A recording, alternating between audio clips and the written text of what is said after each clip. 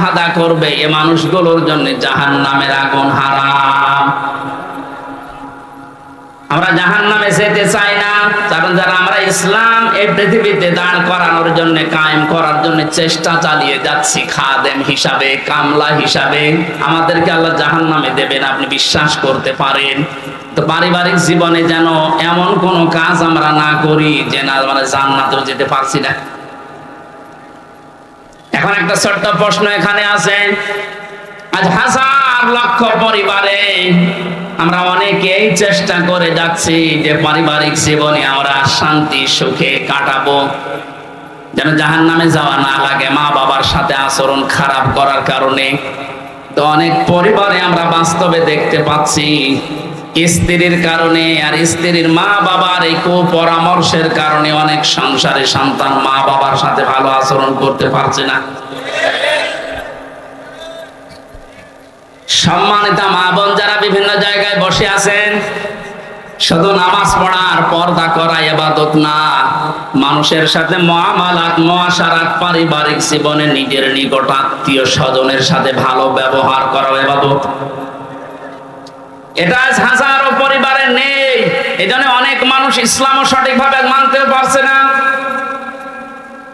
বাস্তবতায় সে দান সাদকা নামাজ রোজা হজ যাকাত বহু কিছু করছে, পারিবারিক জীবনে স্ত্রীর শুধু মন ছোট থাকার কারণে নিজেও বাধ্য হয় স্ত্রীর কারণে মা বাবার সাথে খারাপ ব্যবহার করতে।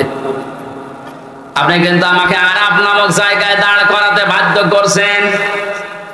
সুতরাং স্ত্রী যারা এসেছেন ওরা মন উদার করবেন, মনে করবেন যাদের বাড়িতে আসলাম এগুলো আমার মা আর বাবা। আমি হাজারো মেয়ে লোককে দেখেছি নিজের মা বাবা দোষ করলেও কিছু মনে করে না, মাফ করে দেয়, মানিয়ে নেয়। শ্বশুর শাশুড়ি একটু ভুল করলে মানাতে পারে না, তখন স্বামীর কাছে আস্তে আস্তে কানে কানে কথা তুলে দেয়। এরকম মহিলা দেশে নেই? শ্বশুর শাশুড়ি যারা বসে আছে ওরা তো এখন বগল বাজাচ্ছে যে কাজ হচ্ছে। কোরআনে কারীম জানিয়েছে ওয়াকুলু লিন-নাসি হুসনা, মানুষের সামনে হাসি মুখে ভালো কথা বলবা, এটা একটা সাদকা দেওয়ার সওয়াব হয়ে যাবে। আপনি শ্বশুর আর শাশুড়ি হয়েছেন তাতে কি? মেয়েটা 18 বছর 20 বছর 22 বছর পরে আপনার বাড়িতে এসেছে, এটাকে নিজের মেয়ের মতো মনে করতে পারেন না। আল্লাহর কসম, আমি আল্লাহকে সামনে নিয়ে বলছি, সাক্ষী করে বলছি, সত্যি যদি মা আর বাবা নিজের মেয়েকে নিজের ছেলেকে যে নজরে দেখে, পুত্রবধূকে এই নজরে যদি দেখতে পারতো, আমরা হাজারো সন্তান আরাফ নামক জায়গায় থাকতাম না। আহ্বান জানাচ্ছি, আমরা তো চেষ্টা করছি কিন্তু আপনাদের এই ছোট মনের কারণে পারছি না। আপনার মনটা উদার করেন, কি করবেন আপনি দুনিয়ার এই সয় সম্পদ দিয়ে যদি জাহান্নামে যাওয়া লাগে? আল্লাহ আমাদেরকে আরাফ নামক এই জায়গায় যেন দাঁড় করিয়ে ভাগ্য হত না করেন। নবীজি কিন্তু হাদিসের শেষে আর বলেননি যে এরা যাবে কোথায়। বলেন তো এই হাদিসে পর্যন্ত থাকলে কি দাঁড়াচ্ছে অর্থ?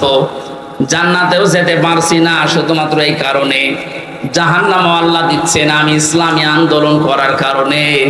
অথচ এই জায়গায় যদি দাঁড়িয়ে থাকা লাগে আবাদান আবাদান, আমার মতো হতভাগ্য মানুষ আর আছে। আল্লাহ আমাদেরকে হেফাজত করুন, বলেন আমিন। মক্কায় নাজিল হয়েছে সূরাটা, 206টা আয়াত আছে, 16টা রুকু আছে। ক্রমিক নাম্বার হিসাবে কোরআনে কারীমের এটা 7 নাম্বার সূরা। মাত্র একটা আয়াতের 4 ভাগের 1 ভাগ পড়েছি। আয়াতের ভেতরে 3টা বিষয় আমরা আলোচনায় নিয়ে আসব। 1 নম্বরে আমাদের নবী মুহাম্মদ রাসূলুল্লাহ 3টা গুণ আল্লাহ দিয়েছে। কয়টা? যেহেতু বর্তমান প্রেক্ষাপটের সাথে আয়াতের একেবারে হুবহু মিল আছে। 2 নম্বরে আল্লাহর নবীর কর্মসূচি ছিল এই দুনিয়ায়, এই আয়াতের ভেতর থেকে আমরা 6টা পেয়েছি। কয়টা?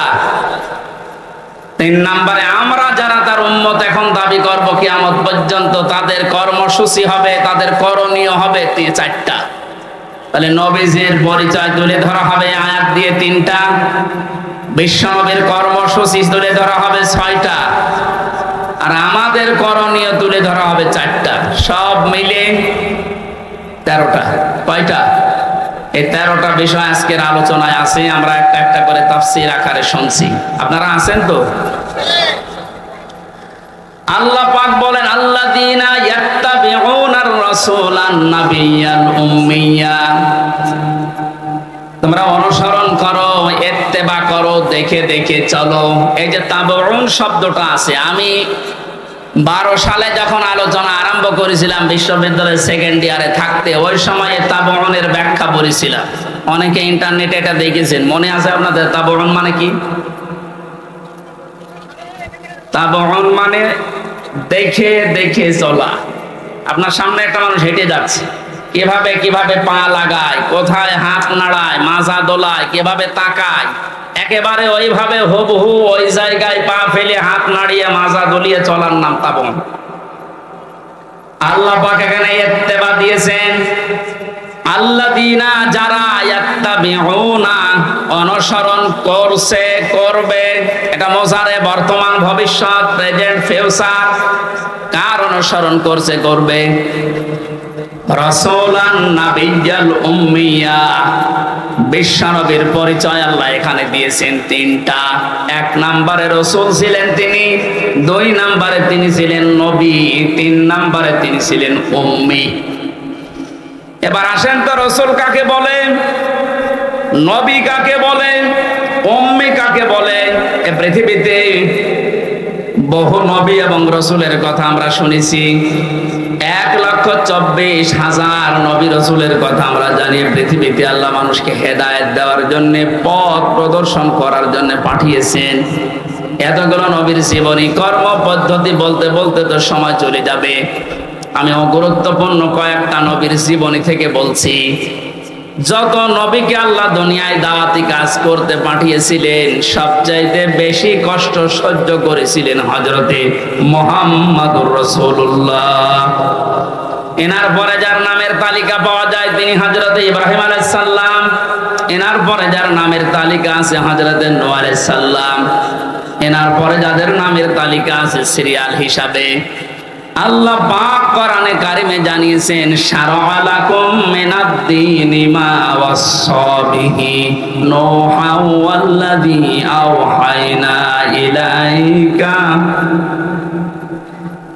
আমি নির্ধারিত করে দিলাম, লিখে দিলাম, নির্ধারণ করে দিলাম, আমি আল্লাহ সই স্বাক্ষর করে দলিল করে দিলাম তোমাদের জন্যে। নূহ আলাইহিস সালামকে, ইব্রাহিম আলাইহিস সালামকে, ঈসা আলাইহিস সালামকে, এই সমস্ত মুসা আলাইহিস সালাম, এই বড় বড় নবীদের নামগুলো দিতে দিতে আল্লাহ জানিয়েছেন, হে নবী, এই প্রত্যেকটা নবীকে কিন্তু আমি আল্লাহ জানিয়েছিলাম আনাকিমুদ্দিন, তোমরা দিন কায়েম করো।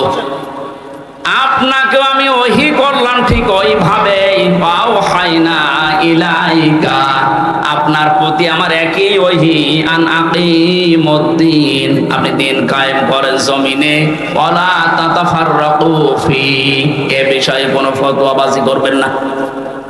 সময় কিন্তু এসে গেছে এখন এই দেশে ঠিক ওই রকম।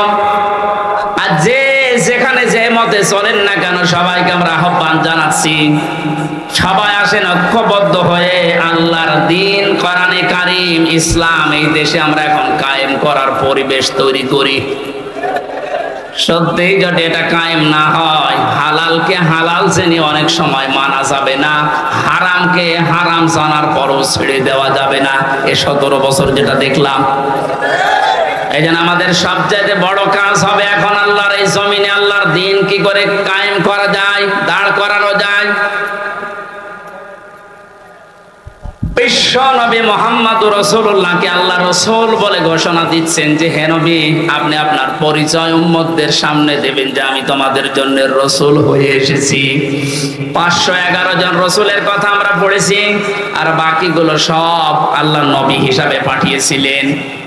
এই সমস্ত মানুষদের দায়িত্ব কোরআনে কারিমে এক একটি আয়াতের ভেতরে আল্লাহ দিয়েছেন, ওয়ালাকাদ বা'আসনা ফি কুল্লি উম্মাতির রাসূলান আনি ইবুদুল্লাহ ওয়াজতানিবুত তাগুত। রব্বুল আলামিন বলেন,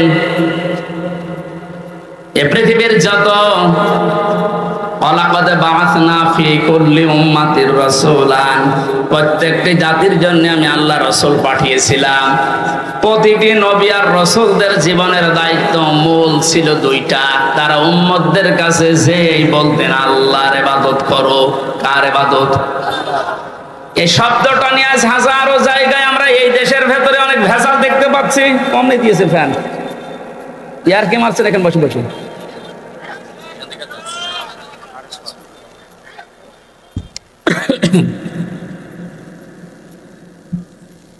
এই যে ইবাদত, এই শব্দটা ব্যাপক অর্থবোধক একটা শব্দ। এটা নিয়ে আজ হাজারো ঝামেলা ভেজাল তৈরি করে শব্দটাকে আজ কলঙ্কিত করে ফেলেছে অনেকে। এই জন্য সতর্ক হওয়ার সময়, সংস্কারের সময় যখন চলছে, আমরা এখন সতর্ক এবং সংস্কার এই মন নিয়ে আমরা ইবাদত করব। আমার ইবাদতের ভেতরে যেন কোনো ভেজাল না আসে। গাড়ি গাড়ি ইবাদত করা লাগবে, কোরআনে আল্লাহ এমন দেয়নি। ইবাদত করো, আখলিস দীনাকা ইয়াকফিকাল আমালুল কলিল। তোমার ঈমানটা যদি খাঁটি হয়, কাজকর্ম আমল যদি কম হয়, আমার আল্লাহ মাফ করে দেবে। আমাদের অনেকের কাজ কারবার দরবেশ বাবার মতো গাড়ি গাড়ি দেখতে পাচ্ছি। একটা বক্তব্য শুনেছিলাম কয়েকদিন আগে, ও বলেছে কোরআনেও সমস্যা আছে। এই নামটা নিয়ে, আহলে হাদিসের নাম নিয়ে অনেক মানুষ আজ মানুষকে ধোঁকা দিচ্ছেন। আহলে হাদিস এই শব্দটা খারাপ না, কিন্তু শব্দটা নিয়ে আজ ধোঁকা দিয়ে বোকা বানিয়ে অনেকে এখনো পর্যন্ত জালেমদের পা চাটতেছে। কালকের বক্তব্য ছিল একজনের রফিক নামে, আমি নাম নিয়েছি এই কারণে চেনার জন্য। এই লোকটা জানাচ্ছে এখন জনগণকে, আবু সাঈদ নামে এই ছেলেটা শহীদ হয়নি, ও নিজে আত্মহত্যা করেছে।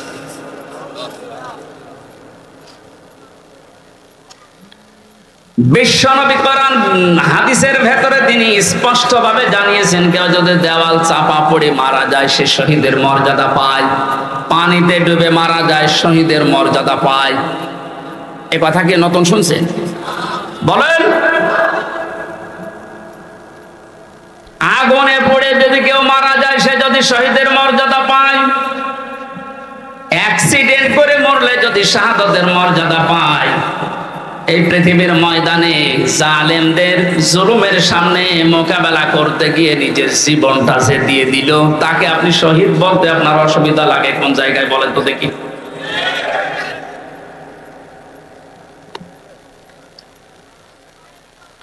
এবার আমাদের দুইটা নোটিশ বলছে, যেহেতু এই শব্দটা শুনি আজকে আজ 2 দিন ধরে অনেক জালেমের দোসর যারা, তারা এখনো পর্যন্ত অপপ্রচার চালাচ্ছে এদের বিরুদ্ধে।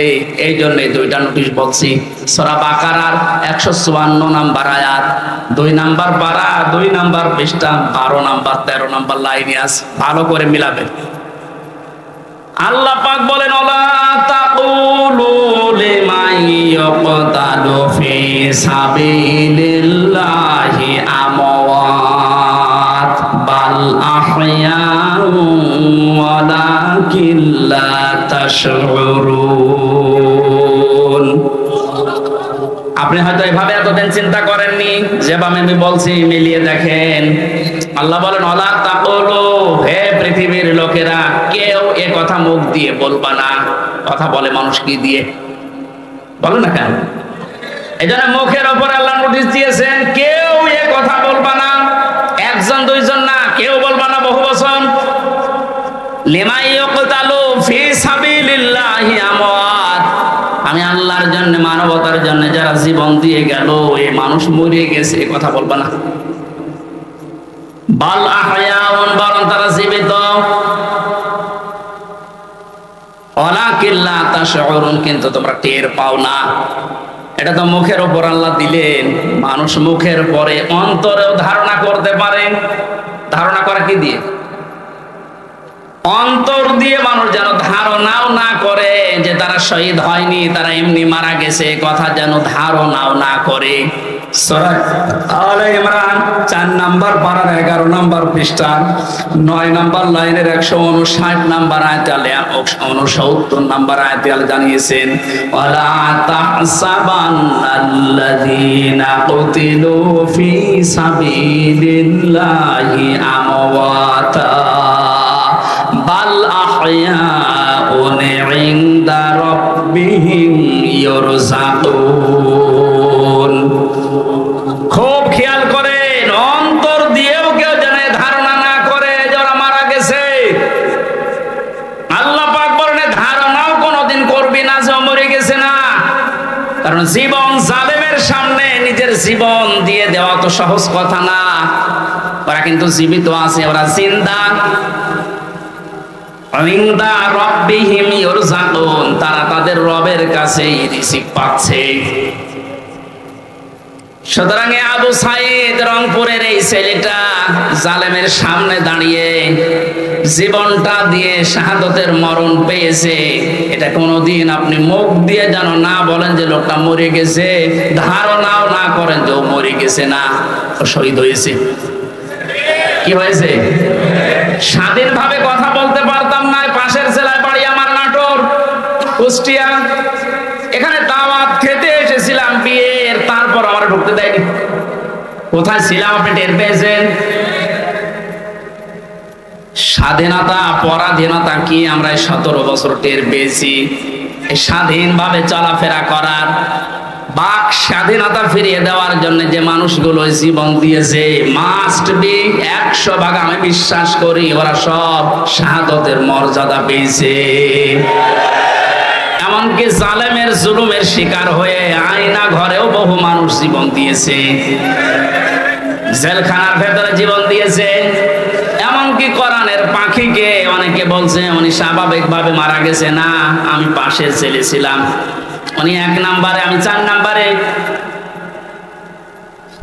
আল্লামার সাথে আমার একদিন দেখা হয়েছিল মাত্র 10 মিনিটের জন্য। উনি এমনি মারা যায়নি, ওনাকে মেরে ফেলা হয়েছে। তার বাস্তব প্রমাণ আমার মুখের হাসিটা। এখন ভিডিও বের হচ্ছে, জেলার আর সোফারের আত্মীয়রা তারা পরিচয় দিয়ে বলছে ওনাকে জোর করে সই করিয়ে বলেছে আপনি সই করেন, আপনাকে মুক্ত করে দেওয়া হবে নির্বাহী আদেশে। এই কথা বলে বের করে নিয়ে গেছে। উনি তো খুশি আনন্দ যে আমি পরিবারের কাছে ফিরে যাচ্ছি। কিন্তু শয়তান যারা আছে, শয়তানি করে, ষড়যন্ত্র করে, যাকে দায়িত্ব দিয়েছিল মোস্তফা জামান এ কোলাঙ্গার, এই যে কি জিনিস এখন আমরা টের পাচ্ছি, কার তৈরি করা এখন আপনি দেখতে পাচ্ছেন। আমার মনে হয় একে যদি আমার মতো এরকম 10 দিন রিমান্ডে রাখেন, ও সব সত্য কথা বলে ফেলবে। আমার মুখ দিয়ে রিমান্ডে একটা কথা ওরা বের করতে পারেনি। শেষ পর্যন্ত মন মতো লিখে আমাকে বলছে সই করেন, আপনারা ছেড়ে দেওয়া হবে। আমি তো রিমান্ডে বসতাম না যে 164 কি, মনে করলাম ছেড়ে যখন দেওয়া হবে দেই। এখন দেখি সব আমার বিপক্ষে লিখেছে। আমি নাকি দেশের বিরুদ্ধে কথা বলতাম। যতগুলো বক্তব্য দিয়েছি দেশের ভালোবাসার পক্ষে দিয়েছি, কারণ দেশকে ভালোবাসা এটা ইমানের অঙ্গ। আরে মানুষগুলো এটা আমাকে বলে কয়ে নিয়েছে যে বলেন আপনি যে আপনাকে এদেশের কিছু মানুষ টাকা পয়সা দিয়ে ব্যবহার করে যে আপনি দেশের বিরুদ্ধে, এই সরকারের বিরুদ্ধে, তাহলে আপনাকে ছেড়ে দেব। শেষ পর্যন্ত বলতে রাজি যখন হলাম না, 11 ঘন্টা আমার টাঙিয়ে রেখেছিল কালো কাপড় দিয়ে চোখ বেঁধে।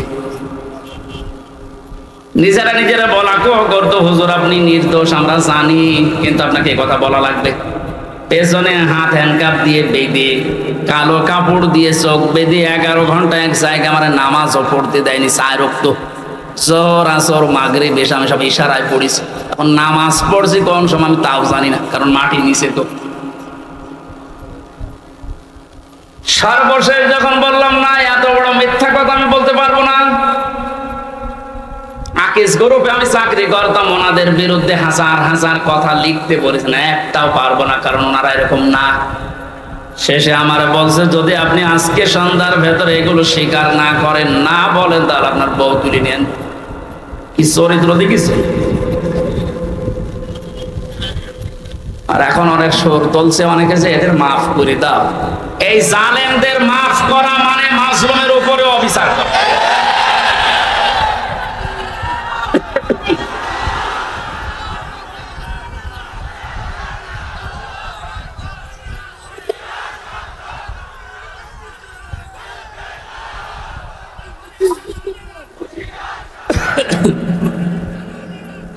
আমার ভাইরা, আপনি আমান আজমের জীবন ফিরিয়ে দিতে পারবেন? ব্যারিস্টার আরমানের স্ত্রীর কাছে আপনি কি জবাব দেবেন বলেন? কোথায় পৌঁছিয়েছেন তার জীবনটা? কি ট্যালেন্টেড সন্তান ছিল মীর কাসেম আলীর। আমি জেলখানায় থাকতে এক কারারক্ষী এসে আমার কুতুবউদ্দিন ওর বাড়ি, রাজবাড়ি, রাত 12টার পরে যখন ডিউটি হয়েছে এসে বলছে, হুজুর একটা গোপন কথা বলি, কাউকে যেন বললেন না এখানে, তাহলে আমার সমস্যা হবে। কি হয়েছে বলে, আমি যেদিন দায়িত্বে ছিলাম মীর কাসেম আলীর, যেদিন ফাঁসি হবে লোকটাকে যেয়ে বললাম, স্যার আর সময় নেই, মাত্র 3 ঘন্টা আছে, আপনি প্রস্তুতি নেন। উনি আমারে বলছে, ভাই কারারক্ষী এখনো তো সময় 3 ঘন্টা আছে, আমি 2 ঘন্টা ঘুমাই, তুমি আমারে ডেকে দিও। আল্লাহর কসম, আমি আল্লাহকে সামনে নিয়ে বলছে, ও যা যা বলেছে একটাও মিথ্যা কথা না, সবগুলোই এইভাবেই বলেছিল। যে আমি পাহারা দিতে গিয়ে দেখলাম লোকটা ঘুমিয়ে গেল। 2 ঘন্টা পর ওনারে ডাকলাম, ঠিক ঘুম থেকে উঠলো, গোসল করে ওযু করে শেষের নামাজটা শেষ করে একটা চা বানিয়ে বলছে, নেন। বললাম, স্যার আমি চা খাবো না। আপনার কিছুক্ষণ পরে বলে, জানি আমি, আর মাত্র 15 মিনিট আছে।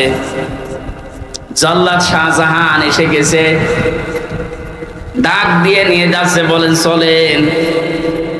উনি আমারে বলছিল, ভাই আমির হামজা আপনাকে আমি বলি, আমিও তো মানুষ, উনিও মানুষ, মাত্র 3 ঘন্টা ধরে পর ফাঁসি, তার 2 ঘন্টা ঘুম আসলো কি করে?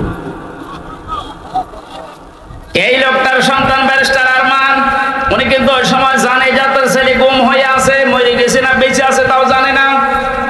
বাংলাদেশ না, বিশ্বের ভেতরে যদি আমার মনে হয় 100 জন মানুষ থাকে যে মানুষকে কর্মসংস্থান তৈরি করে দেয়, তার ভেতরে মীর কাসেম আলী একজন। কত কিছু দুনিয়ায় তার ছড়িয়ে আছে, আপনি হিসাব করতে পারেন কি? হামজার মতো সে, তার স্ত্রী সন্তান কোথায় আছে সে কিচ্ছু জানে না।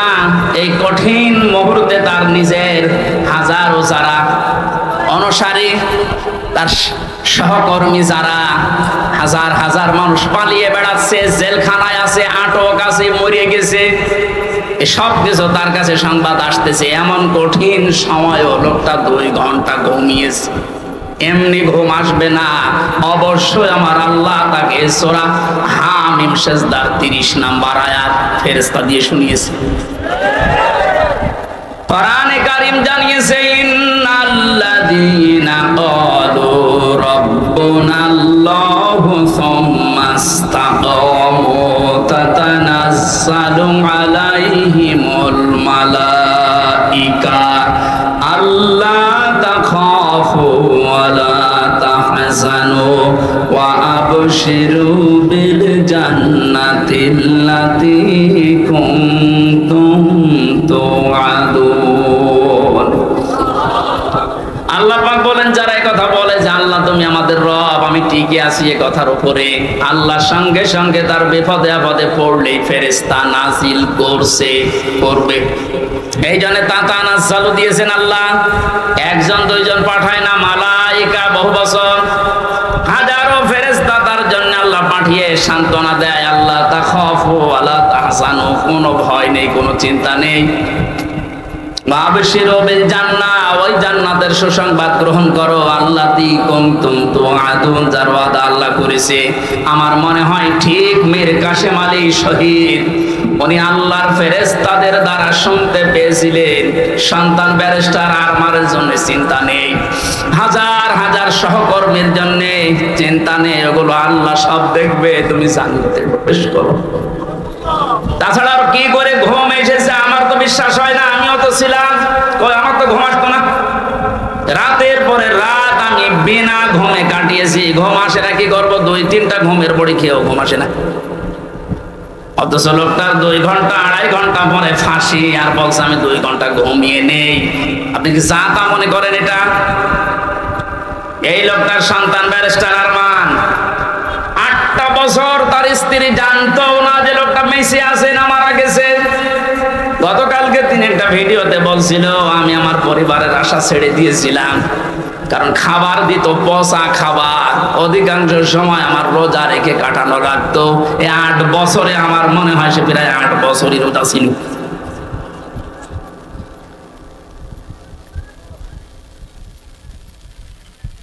কোথায় পৌঁছিয়েছে তারা এই মানুষগুলো? আর উল্টা পাল্টা এখনো পর্যন্ত অনেক সালেমের দোষরা ধারণা করে যাচ্ছে যে কি করেছে যে আমাদের দেশ থেকে তাড়িয়ে দিল। কি করেছেন আপনি টের পাচ্ছেন না? আপনি যদি কিছু না করেন আপনার শুধু আইনা ঘরের কারণে ফাঁসি হওয়া দরকার। মানবতার সাথে যেটা কত বড় মারাত্মক অপরাধ আপনি টের পাচ্ছেন না এখনো? যারা ছিল তাদেরকে একটু জিজ্ঞাসা করেন। ব্যারিস্টার ব্রিগেডিয়ার আমান আজমি ভাই শেষ পর্যন্ত এই কান্না জড়িত কণ্ঠে বলেছে যে আমি সূর্যের আলো কি 10-12 বছর দেখি নাই। এদিকে 1.5 হাত ওদিকে 1.5 হাত, আমার যে মাটির নিচে ছিলাম ওখানে তাও তো এদিকে 3.5 হাত এদিকে 2.5 হাত ছিল, আর ওনার আরো ছোট। এরপরও জালেমদের পক্ষে আপনি সাফাই গান, জালেমদের পক্ষে কথা বলেন। আপনি মানুষ, আপনারও বিবেক মরে গেছে।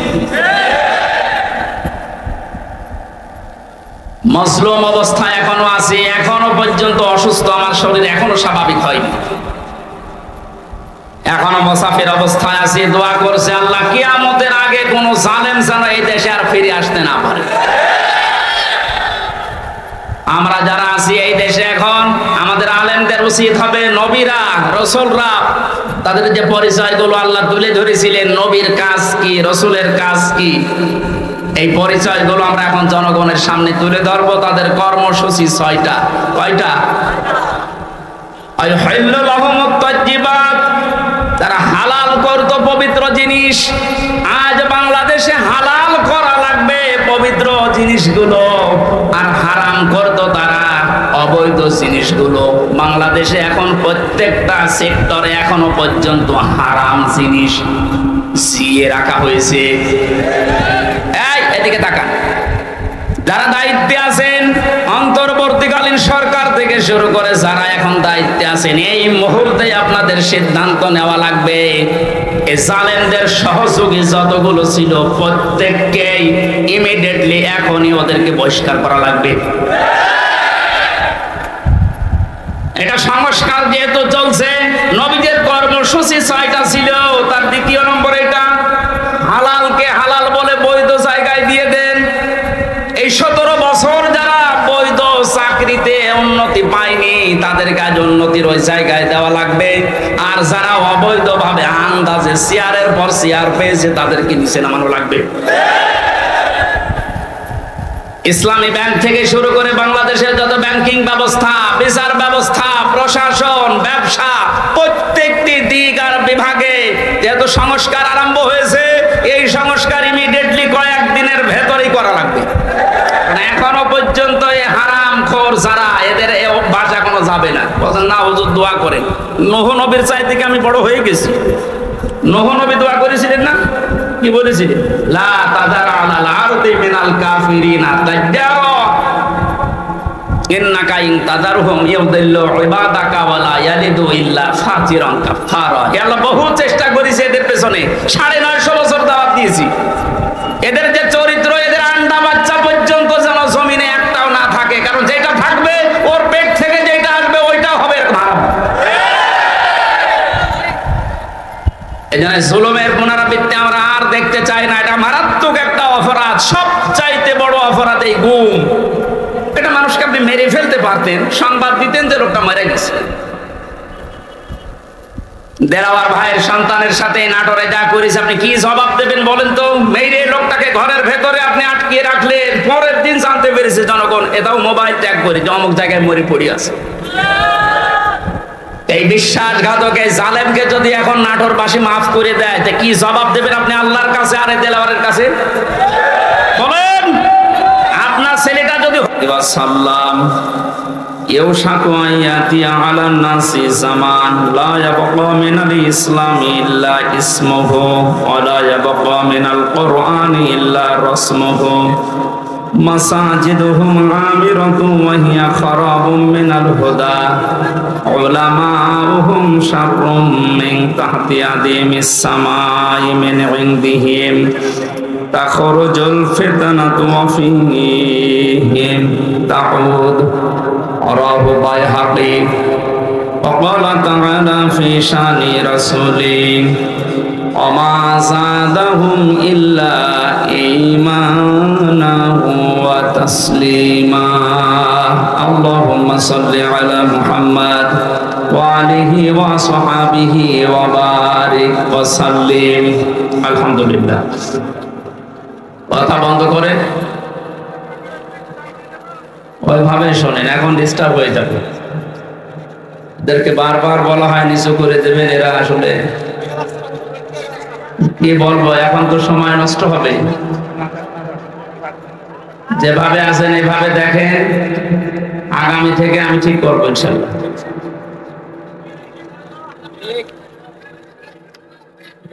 এই ঝামেলা করলে তো সমস্যা। চুপ করুন ভাই, আজকের মতো অন্তত শেষ হোক। আমি কালকে ঘোষণা দিয়ে দিইনি মাহফিলে ক্যামেরা এরকম না আসে, এদের এই কারণেই তো নিষেধ করা হয়।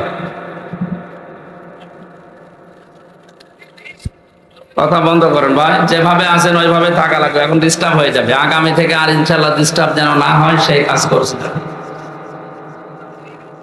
নাটোর জেলার বড়াই গ্রাম থানার অন্তর্গত মনপির ঈদগাহ ময়দানে কোরআনে কারিমের তাফসীরুল কোরআন মাহফিলের সমাধান সভাপতি জনাব বাকি বিল্লাহ সরদার, সহ সভাপতি জনাব Nazrul Islam Mondal, vice principal Rajapur honours college, এতক্ষণ পর্যন্ত যারা আলোচনা রেখেছেন জনাব মাওলানা হোসেন আহমেদ মাহফুজ, হাফেজ মাওলানা মোহাম্মদ আলী সহ অন্যান্য উলামা ইকরাম, মাহফিলের প্রধান অতিথি শাইখুল মাশায়েখ, ভারপ্রাপ্ত সাবেক চেয়ারম্যান বড়াইগালা উপজেলা পরিষদ, অ্যাসিস্ট্যান্ট সেক্রেটারি বাংলাদেশ জামাতে ইসলামী নাটোর জেলা। এই শব্দটা বললেও আগে ভয় পেতাম, কিন্তু এখন ভয় আছে আমাদের। জামাতে ইসলামী নাটোর জেলার শ্রদ্ধাভাজন অ্যাসিস্ট্যান্ট সেক্রেটারি জনাব মাওলানা আব্দুল হাকিম দামাত বারাকাতুহুল আলিয়া। মাহফিলে বসা আছেন সর্বজন শ্রদ্ধাভাজন ব্যক্তিত্ব, ইসলামী আন্দোলন বাংলাদেশ জামাত ইসলামী নাটোর জেলার সম্মানিত সভাপতি আমির, আমাদের একান্ত প্রিয় বড় ভাই ইসলামিক চিন্তাবিদ জনাব ডক্টর মীর নুরুল ইসলাম, আতালাল্লাহু উমরাহু ওয়া বারাকাল্লাহু ফি হায়াতি, বলেন আমিন। এতক্ষণ যারা এখনো পর্যন্ত সময় দিতে পারি নাই, আমরা দুঃখিত আপনাদের এই এলোমেলো অবস্থার কারণে। কথা বলেছেন আমার আগে সাবেক চেয়ারম্যান দৌলতদাসপুর উপজেলা জনাব মোহাম্মদ আব্দুল আজিজ ভাই, জনাব সিদ্দিকুর রহমান সেক্রেটারি বাংলাদেশ জামাত ইসলামী বড়াইগ্রাম থানা, জনাব আব্দুল মান্নান মোল্লা সদস্য 4 নম্বর ইউনিয়ন নগর ইউনিয়ন পরিষদ। এরপরে যারা আলেম আছেন এখানে, আলেমদের হায়াতের তাজ্জেবা সিহাতে কুল্লিয়া কামনা করছি, সকলে বলেন আমিন। সামনে বসা মুসলমান ভাইরা, পর্দার আড়ালের সম্মানিতা মা এবং বোনেরা, প্রাণপ্রিয় নাটোরবাসী, আব্দুল আজিজ ভাই বলছিলেন না যে 17 বছর কথা বলার অভ্যাস নেই, সব ভুলে গেছি। আমাদের অবস্থাও তাই। ওনারা তো তাও দিনের পর দিন একটু বাইরে থাকার, পালিয়ে থাকার সুযোগ পেয়েছে, আর আমরা এমন জায়গায় ছিলাম কথা বলা তো দূরের কথা, হা করাও যেত না, এমন জায়গায় রেখেছিল। সুতরাং আমরাও অনেক কিছু বলে গেছি, আল্লাহ যেন আবার স্মরণ করিয়ে দেন জাতির উপকারের জন্য। যে আল্লাহ আমাদেরকে স্বাধীন বাংলাদেশে পরাধীন ছিলাম, আবার নতুন করে স্বাধীন হওয়ার একটা স্বাদ আমাদেরকে দেখালেন। সবচাইতে বড় স্বাদ পাবো যদি আল্লাহর কোরআন দিয়ে জমিনটা চলে। এইটা দেখতে মন খুব চায়। আমি 7-8 দিন আগে ছিলাম মালয়েশিয়া, দুবাই, সিঙ্গাপুরে, সমস্ত জায়গায়। এদের দেশে ইসলাম নেই, কিন্তু ইসলামের নিয়ম নীতিগুলো তারা মানে। 1500 বছর আগে বিশ্বনবী যে জানিয়েছিলেন পবিত্রতা ঈমানের অঙ্গ, এটা শোনেননি কোনোদিন? পাক পবিত্র থাকা এটা ঈমানের অঙ্গ। কোন কোন জায়গায় পেয়েছি এটা ঈমানের অর্ধেক। এই শব্দটা নিয়ে চিন্তা করেছিলাম, কিন্তু এত গুরুত্ব দিয়ে কথা বলার কারণ কি? সিঙ্গাপুরে যেয়ে দেখলাম এই হাদিসের বাস্তবতা চলছে। আমার সামনে একজন, তার ছেলে একটা ঠোঙা, এই যে চিপস মিষ্টি চকলেট মকলেট খাবার পর এটা ঠোঙ্গা ফেলেছিল রাস্তায়। কোথায় ছিল পুলিশ জানি না, সঙ্গে সঙ্গে এসে এটা ফেলেছে কে? বলছে আমার ছেলে বোঝে না, এই জন্য। না, রাস্তাঘাটে কিছু ফেলা যাবে না, যখন ফেলেছে জরিমানা দেওয়া লাগবে। ধরে নিয়ে গেল থানায়। কি পরিষ্কার পরিচ্ছন্ন, কি মানে জায়গাটা দেখলে মনে হচ্ছে। রাতের বেলা যে বাড়িতে ছিলাম বললাম ভাই মশারি, কিসের মশারি? কোনো মশা নেই এদেশে। কত বড় পরিষ্কার থাকলে একটা মশা চোখে দেখা যায় না বলেন তো? এই জন্য বলছি ওদের দেশে ইসলাম ওরা মানে না, কিন্তু ইসলামের নিয়ম নীতিগুলো দেখলাম ফলো করছে। বিশ্বাস করে না ইসলাম যে শান্তির ধর্ম, এটা বিশ্বাস করে না। খ্রিস্টান আর বৌদ্ধ ওই দেশে বেশি। কিন্তু ইসলামের নিয়ম নীতি ফলো করার কারণে, শুধু আইনের শাসন থাকার কারণে, এই 17 বছর অনেকে শুধু মিথ্যা বলে উড়িয়েছে যে আইনের শাসন আমরা প্রতিষ্ঠা করেছি, কিচ্ছু করে। শব্দটা উল্টিয়ে বলা যায় যে বেআইনের শাসন প্রতিষ্ঠা করেছিল। গতকালকে সাবেক অবৈধ আইন মন্ত্রী, অবৈধ বলা যাবে কারণ সরকার অবৈধ, মন্ত্রীগুলো ওনারে যখন ডিম উপর দিয়ে মারে, নিচ দিয়ে মারে, বিভিন্ন জায়গায় যখন ডিম দিচ্ছিল থেরাপির কারণে, শেষ পর্যন্ত বলেই ফেলেছে একটা দোষ আমার না, সব আমারে উপর থেকে নির্দেশ দিয়েছে হাসিনা। এই কথাটা বলার পরে দেখলাম লোকটা হাসতেছে। আমার মনে হয় তার আমার এই যে এক মামা এসেছে আজকে সাথে কুষ্টিয়া থেকে, অনেক মামা, ওর একটা হালকা তার কাটা আছে। আমার মনে হয় এই ব্যাটারও তার এরকম কেটে গেছে।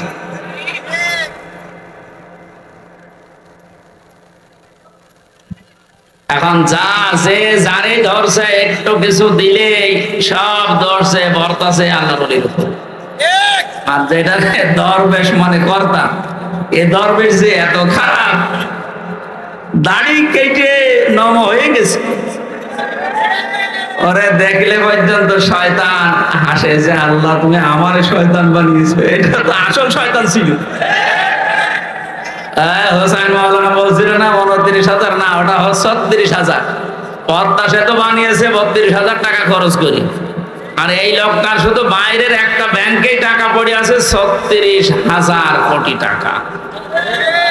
ওই টাকাগুলো ফেরত পেলে বাংলাদেশে আর একটা পদ্মা সেতু বানানো যাবে। মালয়েশিয়ায় দেখলাম এই যে পেনাং থেকে এই আর একটা শহরে যাবার সময় 2টা ব্রিজ পর পর, একটা মনে হয় 8 কিলোমিটার, একটা 17 কিলোমিটার। এই যে বিশাল বিশাল ব্রিজ তারা বানিয়েছে, বাংলাদেশেও সম্ভব, শুধু এই দরবেশদের টাকাগুলো বাইরে থেকে নিয়ে আসা। এই জন্য যারা দায়িত্বে আছেন আহ্বান জানাবো, এসব দরবেশ হোক আর ধরবেশ হোক, এদেরকে এভাবে বিভিন্ন জায়গা দিয়ে ডিম যখন দিচ্ছে দেশ, কি বলবো, এগুলো নিয়ে এই টাকা পয়সা গুলো সব আমাদের দেশে নিয়ে আসেন, দেশ ইনশাল্লাহ দাঁড়িয়ে যাবে। আমরা পবিত্র পরিষ্কার পরিচ্ছন্ন হওয়ার কথা বলছিলাম। স্বাধীন দেশে যেহেতু এখন আছি, চর্মচোখে 52 বছর 53 বছর তো আমার বয়স না, আমার বয়স 32-33 বছর। এখানে যারা আছে এরকম বহু বয়সের মানুষ আছে, এ মানুষগুলো সহ আমরা দেখেছি এই 52 বছর বিভিন্ন মানুষের দেশটা চালিয়েছে, কিন্তু কাঙ্ক্ষিত মানের শান্তি আমরা এখনো পাইনি। এখন শুধু বাকি আছে যে কোরআন দিয়ে চললে কেমন দেখা যায় এটা দেখতে বাকি আছে। এটা আমরা দেখতে চাই কিনা? এটা এমনি এমনি হবে? কথা শেষ করবো। এমনি এমনি শুধু দোয়া করে হবে? কাজ করা লাগবে না? সুতরাং কোরআন দিয়ে চালাবে যারা, এরকম মানুষগুলোকে আজ আমরা ওখানে পাঠাতে চাই আর দেখতে চাই চর্ম চোখে। আল্লাহ আমাদেরকে তুমি একটু দেখার তৌফিক দাও যে জমিনটা কোরআন দিয়ে চলছে। দল মত নির্বিশেষে আমরা এই অনুষ্ঠানে ইবাদত মনে করে এসেছি। বলেন তো আলহামদুলিল্লাহ। তাআওয়ানু আলাল বিররি ওয়াত তাকওয়া ওয়া লা তাআওয়ানু আলাল ইসমি ওয়াল উদওয়ান। আল্লাহর ঘোষণা, এই পৃথিবীতে তোমরা ভালো কাজে, নেক কাজে একে অন্যকে সাহায্য করো, অন্যায় কাজ করবা না, অন্যায় কাজে সাহায্য সহযোগিতা করবা না। আজ আমরা উদারত আহ্বান জানাচ্ছি, রাষ্ট্র যেহেতু সংস্কার আরম্ভ হয়ে গেছে বা চলছে, আমরা সব জায়গায় ইসলাম দিয়ে সংস্কার করতে চাই। নবীর উপরে দরুদ আর সালাম পাঠ করার মাধ্যমে তেলাওয়াতকৃত আয়াত থেকে যেটা লিখে দিয়েছেন এর উপরে ভিত্তি করে আমরা তাফসীরুল কোরআন মাহফিলে তাফসীর আকারে কথা বলতে চাই ইনশাআল্লাহ। জবান খুলে কোরআনে কারীম থেকে, আমি যেহেতু 8-9 দিন ছিলাম, মাওলানা মিজানুর রহমান আজহারি ভাই, এরপরে ডেভিড লিও নামে একজন আছে ইসলামিক চিন্তাবিদ স্কলার, অনেক দামি লোক। এরপর ডক্টর জাকির নায়েক সাহেবের সাথে দেখা হয়নি, হওয়ার কথা ছিল। এই মানুষগুলোর কাছে মিশে আমি যেই কয়েকদিন ছিলাম, আমি সবচাইতে বড় বিষয় পেয়েছি, ওনারা আলেমদের কিছু দায়িত্ব কর্তব্য, যেহেতু ওনারাও মজলুম মানুষ, আসবে, দেশে ফিরে আসবে। মিজান ভাই জানিয়েছে আমি কিছুদিনের ভেতরে এই দেশে যাব। আমি বলেছিলাম ভাই দেশে আসার পরে কুষ্টিয়া, আমার জন্মভূমি কুষ্টিয়াতে কোরআনের কথাগুলো চলে না, কারণ যে দুইজন শয়তান এই বাংলাদেশে আল্লাহ পাঠিয়েছে ওই জেলায়, আমার জন্মভূমি, তারপরও আমারে বলতো না। এই যে খুলনা বিভাগের 10-11টা জেলা, একটাতেও আমারে কথা বলতে দিত না। যাওয়ার আগে 144 ধারা জারি হয়ে যেত। এখন যেহেতু সুযোগ এসেছে, ওনাকে বললাম আমার কুষ্টিয়া দিয়ে আপনি কোরআনের কথাগুলো আরম্ভ করবেন। উনি সময় দিতে চেয়েছি, দেখি দেশে আসো ইনশাআল্লাহ। বাংলাদেশের প্রত্যেকটি জায়গা তখন আর জামাতের প্রোডাক্ট কেউ বলতে পারবে না, যারা বলতো তারা এখন কবরে। আল্লাহ রাব্বুল আলামিন তার কোরআনে কারীমকে যেন উন্মুক্ত করে দেন দেশের জন্য এবং প্রতিষ্ঠা করে দেন, বলেন আমিন। সূরা আরাফ কোন সূরা বলেন তো? 157 নম্বর, একটা মাত্র আয়াতের 4 ভাগের 1 ভাগ আমরা পড়েছি। বিশ্বনবীর হাদিস লক্ষ লক্ষ, সেখান থেকে একটা হাদিস নবীজির জামাই হযরতে আলীর বর্ণনা করা, যোগের সাথে মিলিয়ে আমরা তেলাওয়াত করলাম। এই দুইটাকে সামনে রেখে কোরআন যেভাবে তাফসীর করা লাগে হক আদায় করে চেষ্টা চালাচ্ছি ইনশাআল্লাহ।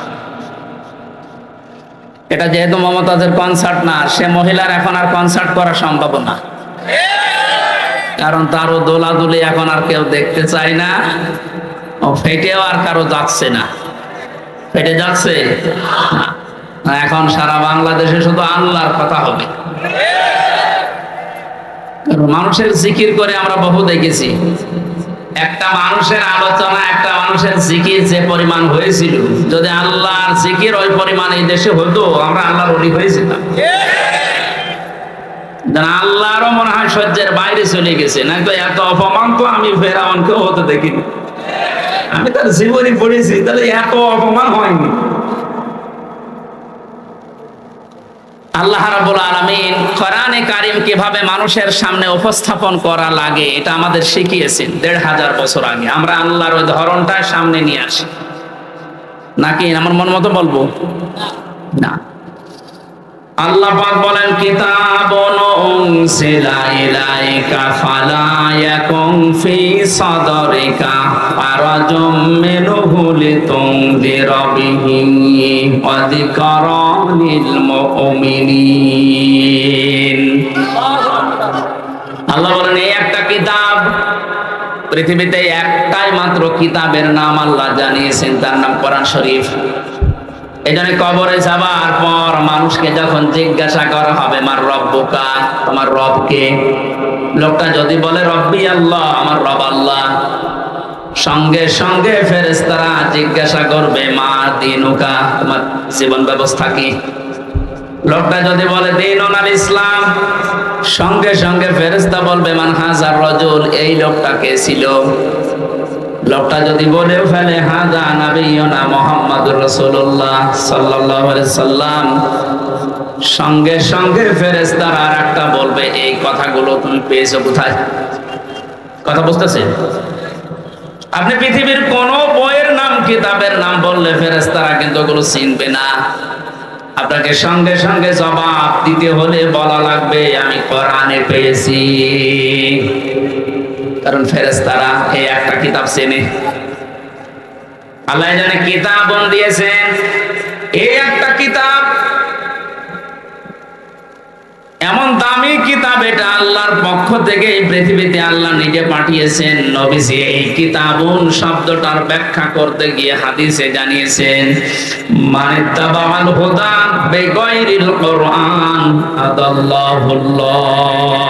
তিরমিজি শরীফের হাদিস। এখানে ডিস্টার্ব হচ্ছে, বাতাস লাগবে না, অ্যাক্টিভ হয়ে শুনবেন। আমি কিন্তু প্রশ্ন করবো, এটা ক্লাস চলছে না? ক্লাসের পরে যে প্রশ্ন করা হয় আমি কিন্তু সামারাইজ করে প্রশ্ন দেব। আন্দাজের সাথে শুনতে এসেছেন না? আল্লাহর নবীর এই কথার ভেতর থেকে দুইটা শিক্ষা আমি পেয়েছি। নবীজি জানিয়েছেন কোরআনে কারীম বাদ দিয়ে পৃথিবীর কোন জায়গায় যদি কেউ ভালো হওয়ার নিয়তে, হেদায়েত পাওয়ার নিয়তেও যায়, আল্লাহ নিজে দায়িত্ব নিয়ে তাকে গোমরাহ করে দেয়। আর কথার অর্থ বোঝেন? নবীজির হাদিসের শেষ অংশ ছিল আদাল্লাহুল্লাহ, আদাল্লাহ ইউদিল্লু, সুলাসি মুজাররাদ থেকে এসেছে। শব্দটা যদি ভাবে ইফআল থেকে নবীজি বলতেন যে দাল্লা আদাল্লাহ ইউদিল্লু, ভাবে ইফআল থেকে শব্দটা আসা, নবী দাল্লা ইয়াদিল্লু বলতে পারতেন। দাল্লা ইয়াদিল্লু এ শব্দ দিলে বাংলা অর্থ হতো আপনি নিজেই নিজেকে খারাপ বানিয়ে ফেলেছেন, আপনি নিজের জন্য নিজে দায়ী, আর কেউ দায়ী না। আদাল্লাহ শব্দ যখন আসবে বাংলা অর্থ তখন হবে আপনার হয়তো নিয়ত ভালো ছিল, আপনি কোন জায়গায় গিয়েছিলেন যে ভালো হয়ে যাব, কিন্তু কোরআন সেখানে ছিল না। এই জন্য আল্লাহ রাগ করে নিজে দায়িত্ব নিয়ে আপনাকে আরো খারাপ বানিয়ে দেবে।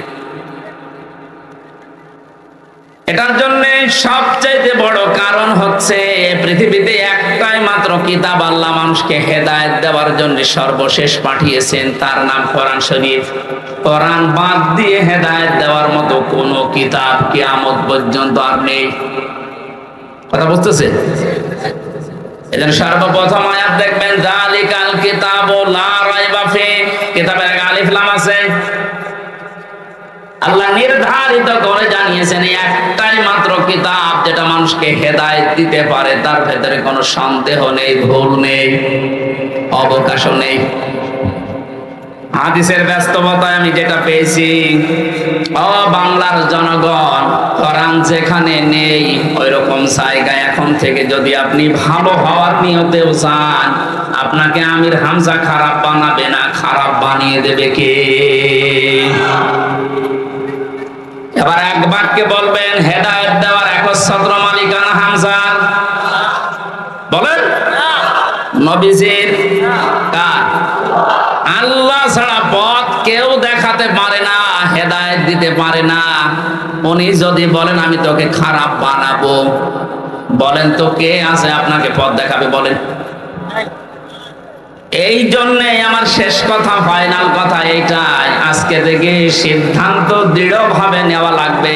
কোরআন যেখানে নেই, সে যত বড় বাবার দরবার হোক, যত বড় রাজনৈতিক দল হোক, যেখানে কোরআন চলে না, কোরআনের কর্মসূচি নেই, আমি ওখানে যাব না। ওখানে যদি আমি ভালো হওয়ার নিয়তেও থাকি, তাহলে আমারে খারাপ বানিয়ে গোমরা বানিয়ে জাহান্নামে পাঠাবে কে? আমার মনে হয় এই ওয়াজটা যদি আজ কোটি জনগণের ভেতরে 10 কোটি মানুষও মেনে নিতে পারি, এদেশে আমরা গোমরাহি থেকে মুক্ত হব। আল্লাহ রাব্বুল আলামিনের হেদায়েত আমাদের জন্য আম হয়ে যাবে।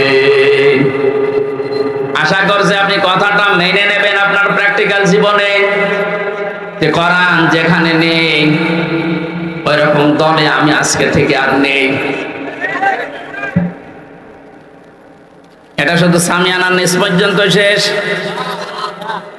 বাইরে নিয়ে যাবেন তো। যেখানে কোরআন নেই তাহলে যদি আপনি জানো ভালো হওয়ার নিয়ত আপনার ছিল, কিন্তু আপনাকে আল্লাহ ভালো রাখবে না। শ্বশুরকে মানুষ অনেকে বাবা বলে ডাকে, এটা হারাম না, জায়েজ আছে, কিন্তু নিজের বাবার সামনে যদি বারবার শ্বশুরকে আব্বাজান বলেন, লোকজন জিজ্ঞাসা করে এইটাকে, এটা আমার শ্বশুর আব্বা আর এইটা চিনি না, বাবা রাগ হবে না? বাবা বলা জায়েজ আছে বলে আপনি একেবারে সব সময় মুখে ফেনা তুলে ফেলবেন আব্বাজান বলে, আসল যেটা জন্মদাতা বাবা ওর কোনো খবর নেই। ওনার মনে যেমন দুঃখ লাগার সম্ভাবনা আছে, কোরআনে কারীম আল্লাহ হেদায়েত দেওয়ার জন্য পাঠিয়েছেন। এইটা বাদ দিয়ে সত্যি যদি আপনি কোনো জায়গায় আপনার নিয়ত ভালো নিয়েও যান, আল্লাহ কিন্তু দায়িত্ব নিয়ে আপনাকে খারাপ বানিয়ে দেবে। আল্লাহ এই জন্য শব্দটা প্রথমেই দিয়েছেন কিতাবুন, এই একটা কিতাব, উনজিলা ইলাইকা, হে নবী আপনার প্রতি আমি এটা নাযিল করেছি। ফালা ইয়াকুম ফি সাদরিকা হারাজুম মিনহু লিতুনদিরা বিহি, এই কিতাব দিয়ে যখন ওয়াজ করবেন, এই কিতাব দিয়ে আপনার উম্মতদেরকে যখন সতর্ক করবেন, তখন আপনার মনের ভেতরে যেন কোনো সংকীর্ণতা না আসে। হারাজুন শব্দের ব্যাখ্যা পেয়েছি আমি তাফসিরে দুইটা, একটু খেয়াল করেন। এক নম্বরে কোরআনে কারীম দিয়ে যখন আপনি মানুষকে বোঝাবেন, তাফসির করবেন, ব্যাখ্যা বিশ্লেষণ দিবেন, তখন আপনার মনের ভেতরে যেন এই ধারণা না আসে, না জানি অনেকের আবার মন খারাপ হয় কিনা। এরকম মানুষের দেশে ছিল না, কোরআন দিয়েই বলতো কিন্তু কেটে যেত, চেপে যেত, গোপন করতো, মনে মনে ভাবতো সব যদি কোরআনের কথা ওপেন ভাবে খোলাখুলি বলি সবার মন পাওয়া যাবে না, অনেকে আমার উপর মন খারাপ করবে। এই জন্য নবীজিকে আল্লাহ প্রথমে এই শব্দ দিয়ে জানিয়েছেন, আপনি যখন কোরআন প্রচার করতে যাবেন তখন আপনার মনের ভেতরে যেন কোনো সংকীর্ণতা কাজ না করে যে কে কি বলল। দুই নম্বরে, আবহমান কাল থেকে অনেক নিয়ম নীতি ইসলাম মনে করে মানুষ পালন করে আসছে। আপনি যখন কোরআনে কারীমের কথাগুলো সঠিকভাবে তুলে ধরবেন, ওইগুলো টিকবে না, এমনি কেটে যাবে। তখন হয়তো অনেকের মন খারাপ হবে, আপনি সবার মন তো পাবেন না। এই জন্য আপনাকে বলছি, কে কি মনে করবে বলবে, কারো দিকে তাকাবেন না। আপনার মনও যেন ছোট না হয়, সংকীর্ণ না হয়। সঠিক কথাগুলো তুলে ধরার দায়িত্ব আপনার, আর হেদায়েত দেওয়ার দায়িত্ব আমি আল্লাহর। যিকরা লিল মুমিনিন, কোরআন শরীফ আমি আল্লাহ দিয়েছি মুমিনদের জন্য, এটা উপদেশ। এই আয়াতটা সামনে রেখে আজকে আমরা তেলাওয়াত কিন্তু আয়াতের তাফসীর করব ইনশাআল্লাহ। এবার বলি আমরা, আউযু বিল্লাহি মিনাশ শাইতানির রাজীম, বিসমিল্লাহির রহমানির রহিম, আল্লাযীনা ইয়াত্তাবিউনার রাসূলান নাবিয়্যাল উম্মিয়্যাল্লাযী ইয়াজিদুনাহু মাকতুবা। সাল্লাল্লাহু আলাইহি ওয়াসাল্লাম। কোন সূরা বলেন তো? আরাফ। আরাফ মানে, আরাফ মানে প্রাচীর। আরাফ মানে কি? বিভিন্ন অর্থ আছে। আরাফের অন্যতম অর্থ হচ্ছে আরাফ মানে প্রাচীর।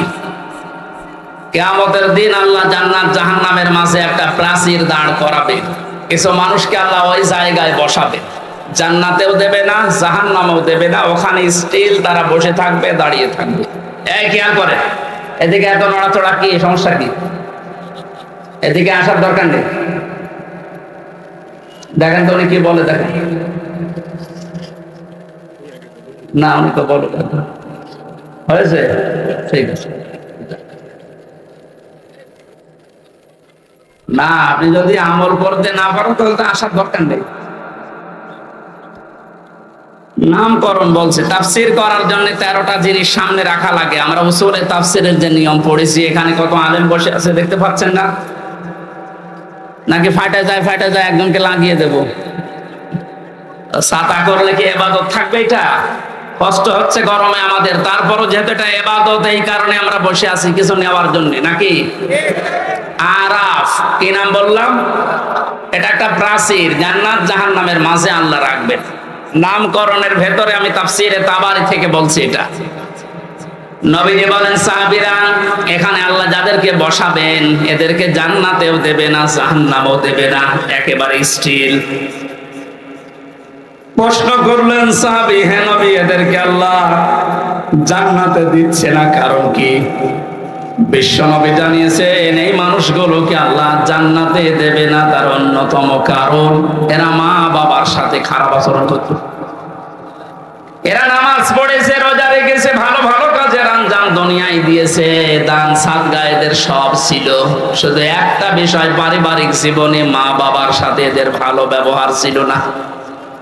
এখানে কোরআনে কারিমে আল্লাহ জানিয়েছেন, ক্বাদা রাব্বুকা আল্লা তা'বুদু ইল্লা ইয়্যাহু ওয়া বিল ওয়ালিদাইনি ইহসানা। আমি আল্লাহ রায় দিয়েছি। রায় দিচ্ছেন কে? আমি আল্লাহ রায় দিয়েছি, ফয়সালা করেছি, সিদ্ধান্ত নিয়ে ফেলেছি যে আমি আল্লাহ ছাড়া কারো ইবাদত করা যাবে না, আর মা বাবা যাদের আছে তাদের সাথে ভালো ব্যবহার করা লাগবে। আয়াতের ভেতরে দুইটা বিষয় বেশি। কয়টা? এই যে আল্লাহর ইবাদত করা লাগবে, আল্লাহর আইন মানা লাগবে, কোনো প্রশ্ন করা যাবে? বলেন বলেন, আপনার বুঝে আসুক বা না আসুক, আল্লাহর আইন, আল্লাহর ইবাদত মাস্ট বি। আপনাকে এই জন্য আল্লাহ বানিয়েছে। তাহলে আল্লাহর আইন মানা এটা ফরজ।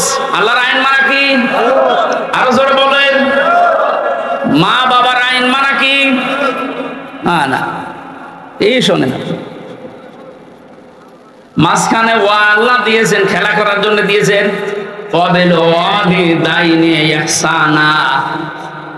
মা বাবার আইন মানা ফরজ না, মা বাবার সেবা করা ফরজ। মা বাবার পেছনে খরচ করা, তাদের সেবা শুশ্রূষা করা, এটা কিন্তু নফল না, মুস্তাহাব না, মুবাহ না। এটা আল্লাহর নামাজ যেমন পড়েন ঠিক ওই রকম ফরজ। এ মানুষগুলো এই কাজ করে না, এই জন্য আল্লাহ এই জায়গায় দাঁড় করিয়ে রেখেছে। সাহাবী বলেন, হে নবী, এদেরকে আল্লাহ জাহান্নামে দেয় না কেন? তাহলে বিশ্ব নবী বলেন, সাহাবীরা, এই মানুষগুলো দিন কায়েমের জন্য দুনিয়ায় আন্দোলন করেছে, চেষ্টা চালিয়েছে, এই কারণে জাহান্নামও দেয় না। তাহলে হাদিস থেকে বোঝা যায়, দুনিয়ায় যারা দিন কায়েমের জন্য চেষ্টা চালাবে, শাহাদা করবে, এই মানুষগুলোর জন্য জাহান্নামের আগুন হারাম। আমরা জাহান্নামে যেতে চাই না, কারণ যারা আমরা ইসলাম এই পৃথিবীতে দাঁড় করানোর জন্য, কায়েম করার জন্য চেষ্টা চালিয়ে যাচ্ছি, খাদেম হিসাবে, কামলা হিসাবে, আমাদেরকে আল্লাহ জাহান্নামে দেবেন, আপনি বিশ্বাস করতে পারেন। তো পারিবারিক জীবনে যেন এমন কোন কাজ আমরা না করি যে না আমরা জান্নাতেও যেতে পারছি না। এখন একটা ছোট্ট প্রশ্ন এখানে আছে, আজ হাজার লক্ষ পরিবারে আমরা অনেকেই চেষ্টা করে যাচ্ছি যে পারিবারিক জীবনে আমরা শান্তি সুখে কাটাবো, যেন জাহান্নামে যাওয়া না লাগে মা বাবার সাথে আচরণ খারাপ করার কারণে। তো অনেক পরিবারে আমরা বাস্তবে দেখতে পাচ্ছি, স্ত্রীর কারণে আর স্ত্রীর মা বাবার এই কুপরামর্শের কারণে অনেক সংসারে সন্তান মা বাবার সাথে ভালো আচরণ করতে পারছে না। সম্মানিতা মা বোন যারা বিভিন্ন জায়গায় বসে আছেন, শুধু নামাজ পড়া আর পর্দা করা ইবাদত না, মানুষের সাথে মুআমালাত, মুআশারাত, পারিবারিক জীবনে নিজের নিকট আত্মীয় স্বজনের সাথে ভালো ব্যবহার করা ইবাদত। এটা আজ হাজারো পরিবারে নেই। এই জন্য অনেক মানুষ ইসলামও সঠিকভাবে মানতে পারছে না। বাস্তবতায় সে দান, সাদকা, নামাজ, রোজা, হজ, যাকাত বহু কিছু করছে। পারিবারিক জীবনে স্ত্রীর শুধু মন ছোট থাকার কারণে নিজেও বাধ্য হয় স্ত্রীর কারণে মা বাবার সাথে খারাপ ব্যবহার করতে।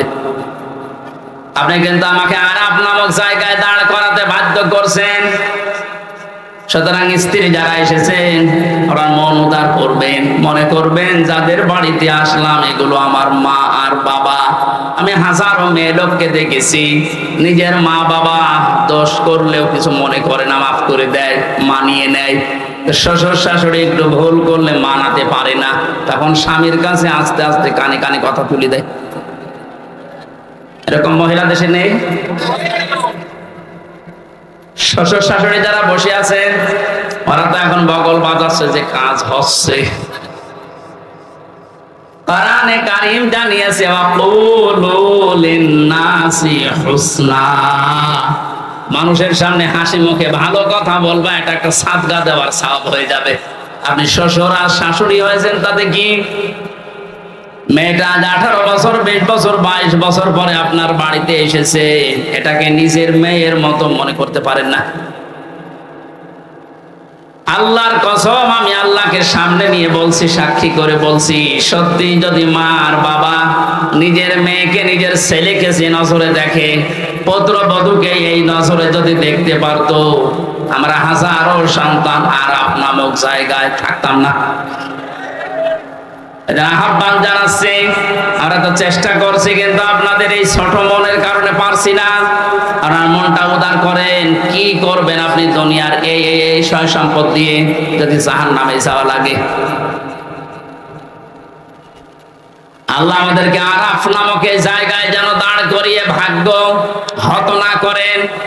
নবীজি কিন্তু হাদিসের শেষে আর বলেননি যে এরা যাবে কোথায়। বলেন তো এই হাদিসে পর্যন্ত থাকলে কি দাঁড়াচ্ছে অর্থ? জান্নাতেও যেতে পারছি না শুধুমাত্র এই কারণে, জাহান্নামও আল্লাহ দিচ্ছেন আমি ইসলামী আন্দোলন করার কারণে। অথচ এই জায়গায় যদি দাঁড়িয়ে থাকা লাগে আবাদান আবাদান, আমার মতো হতভাগ্য মানুষ আর আছে। আল্লাহ আমাদেরকে হেফাজত করুন, বলেন আমিন। মক্কায় নাজিল হয়েছে সূরাটা, 206টা আয়াত আছে, 16টা রুকু আছে।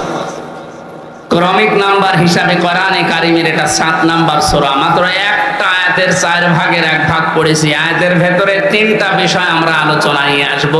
1 নম্বরে আমাদের নবী মুহাম্মদ রাসূলুল্লাহ 3টা গুণ আল্লাহ দিয়েছেন। কয়টা? যেহেতু বর্তমান প্রেক্ষাপটের সাথে আয়াতের একেবারে হুবহু মিল আছে। 2 নম্বরে আল্লাহর নবীর কর্মসূচি ছিল এই দুনিয়ায়, এই আয়াতের ভেতর থেকে আমরা 6টা পেয়েছি। কয়টা?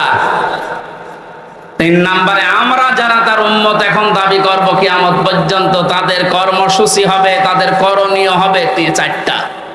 তাহলে নবীজির পরিচয় তুলে ধরা হবে আয়াত দিয়ে 3টা, বিশ্বনবীর কর্মসূচি তুলে ধরা হবে 6টা, আর আমাদের করণীয় তুলে ধরা হবে 4টা।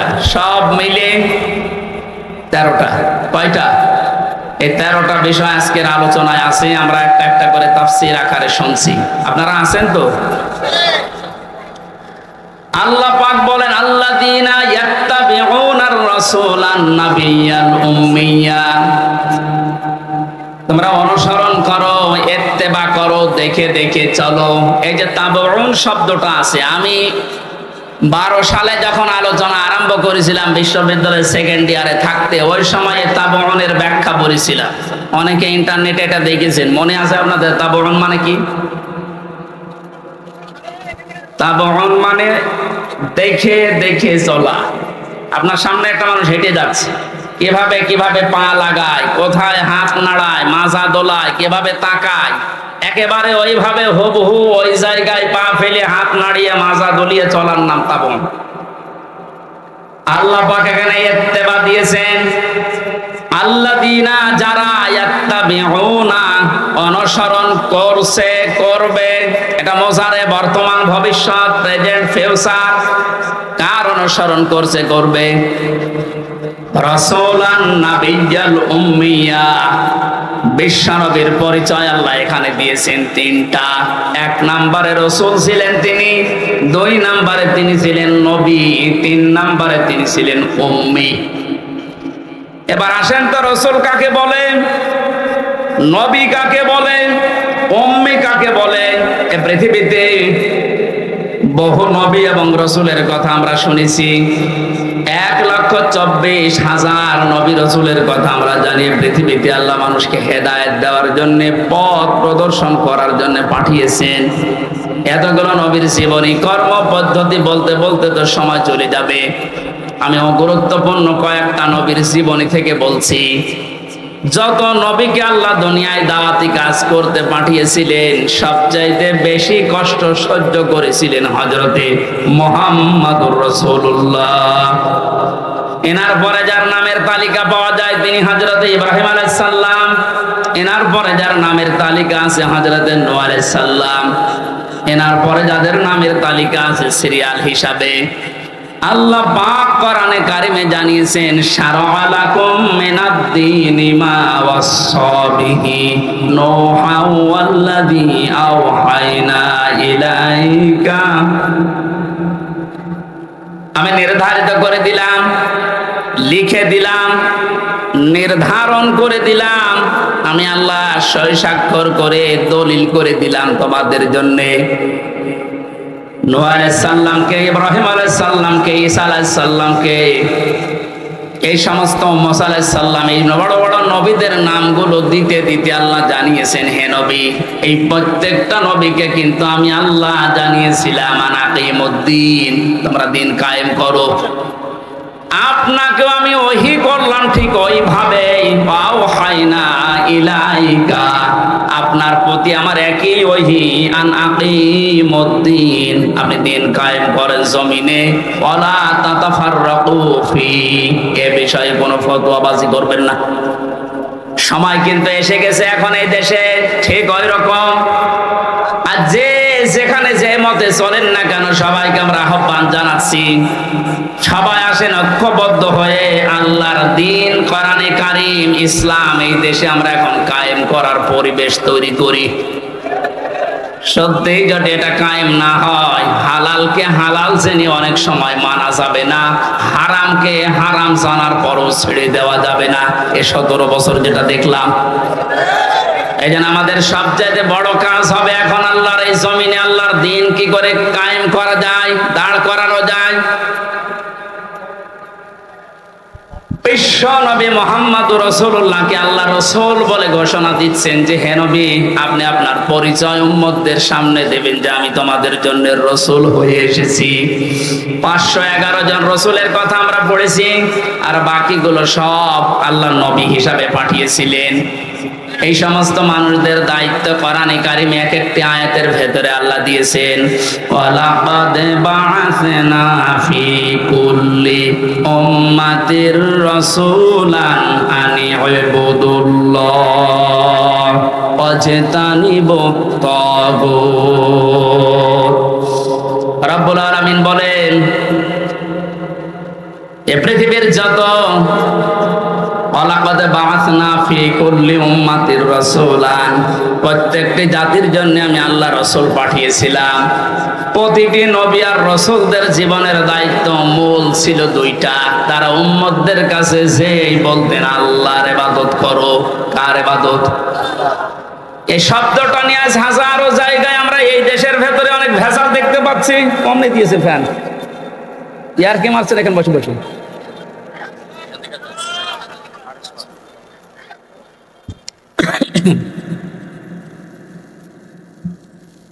এই যে ইবাদত, এই শব্দটা ব্যাপক অর্থবোধক একটা শব্দ।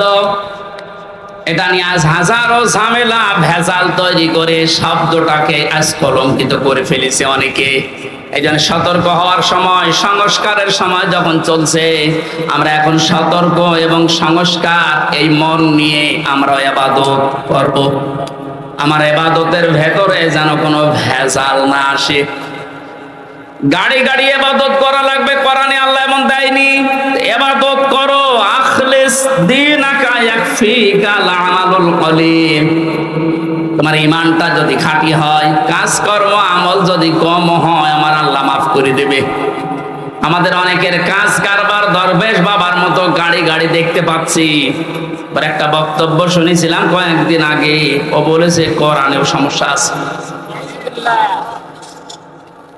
এই নামটা নিয়ে, আহলে হাদিসের নাম নিয়ে অনেক মানুষ আজ মানুষকে ধোঁকা দিচ্ছেন। আহলে হাদিস এই শব্দটা খারাপ না, কিন্তু শব্দটা নিয়ে আজ ধোঁকা দিয়ে বোকা বানিয়ে অনেকে এখনো পর্যন্ত জালেমদের পা চাটতেছে।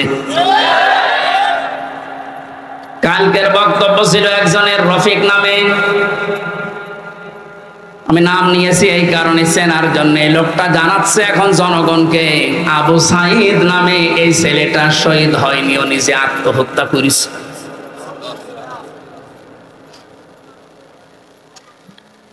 বিশ্বনবী কোরআন হাদিসের ভেতরে তিনি স্পষ্টভাবে জানিয়েছেন, কেউ যদি দেওয়াল চাপা পড়ে মারা যায় সে শহীদের মর্যাদা পায়, পানিতে ডুবে মারা যায় শহীদের মর্যাদা পায়। এ কথা কি নতুন শুনছেন? বলেন। আগুনে পড়ে যদি কেউ মারা যায় সে যদি শহীদের মর্যাদা পায়, অ্যাক্সিডেন্ট করে মরলে যদি শাহাদাতের মর্যাদা পায়, এই পৃথিবীর ময়দানে জালেমদের জুলুমের সামনে মোকাবেলা করতে গিয়ে নিজের জীবনটা যে দিয়ে দিল, তাকে আপনি শহীদ বলতে আপনার অসুবিধা লাগে কোন জায়গায় বলেন তো দেখি?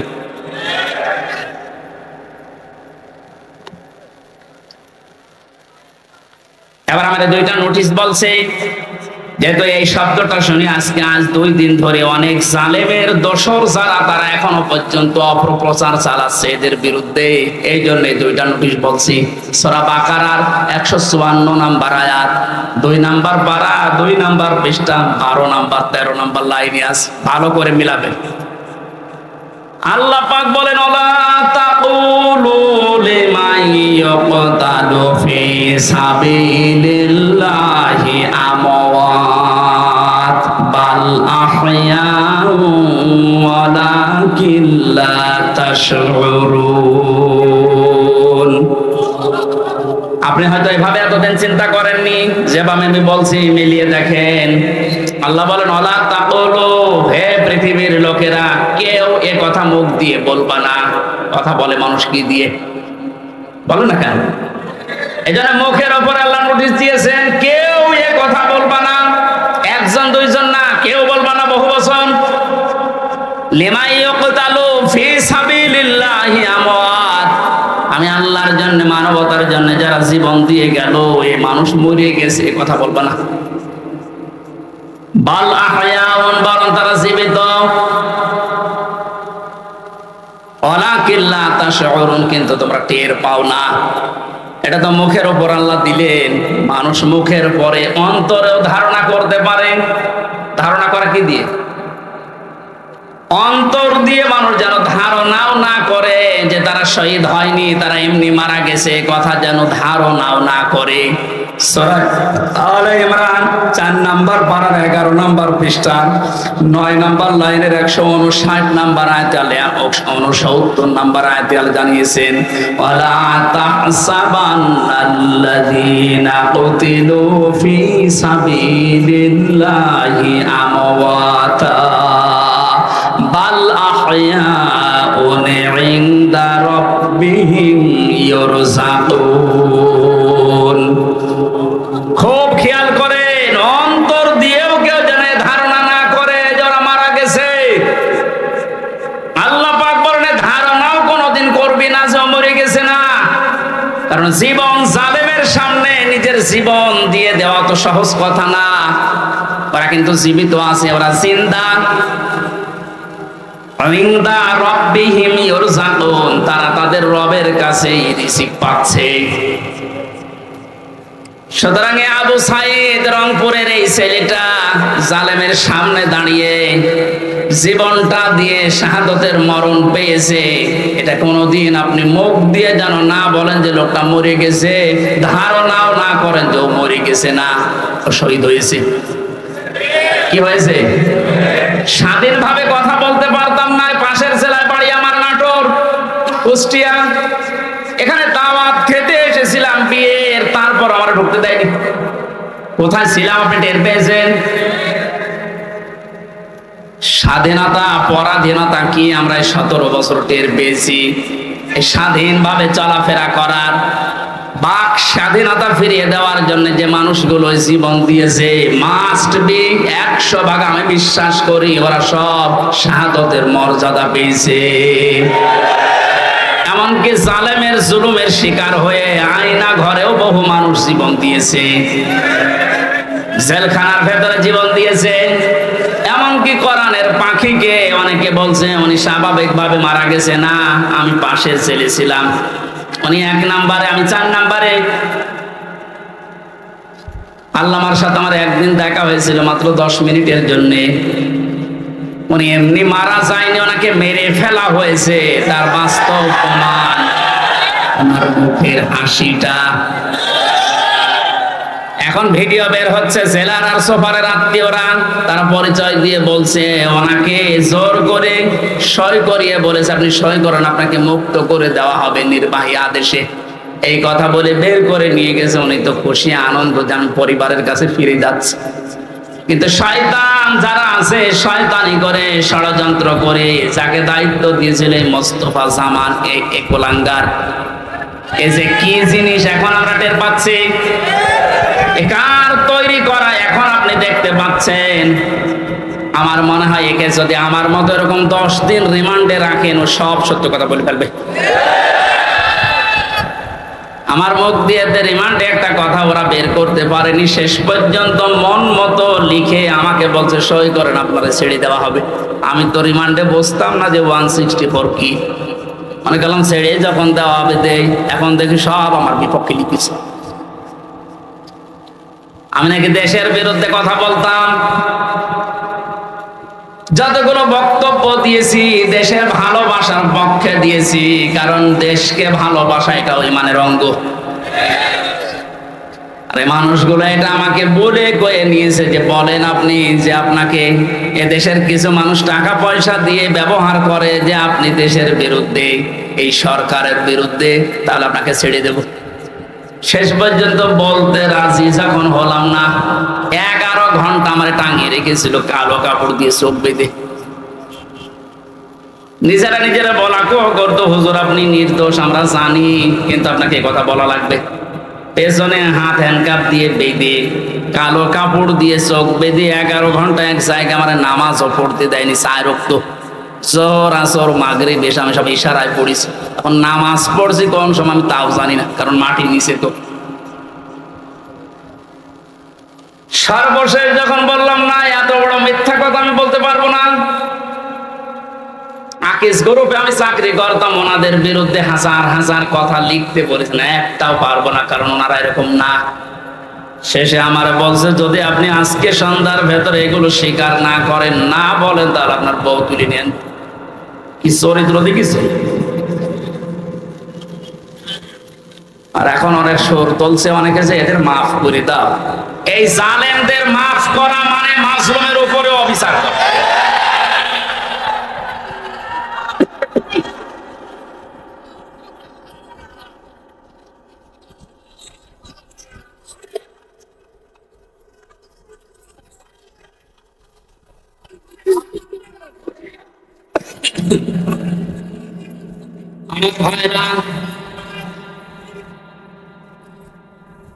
আপনি আরমান আজমের জীবন ফিরিয়ে দিতে পারবেন? ব্যারিস্টার আরমানের স্ত্রীর কাছে আপনি কি জবাব দেবেন বলেন? কোথায় পৌঁছিয়েছেন তার জীবনটা? কি ট্যালেন্টেড সন্তান ছিল মীর কাসেম আলীর। আমি জেলখানায় থাকতে এক কারারক্ষী এসে আমার কুতুবউদ্দিন ওর বাড়ি, রাজবাড়ি, রাত 12টার পরে যখন ডিউটি হয়েছে এসে বলছে হুজুর একটা গোপন কথা বলি, কাউকে যেন বললেন না এখানে, তাহলে আমার সমস্যা হবে। কি হয়েছে বলে, আমি যেদিন দায়িত্বে ছিলাম মীর কাসেম আলীর, যেদিন ফাঁসি হবে লোকটাকে যে বললাম স্যার আর সময় নেই, মাত্র 3 ঘন্টা আছে, আপনি প্রস্তুতি নেন।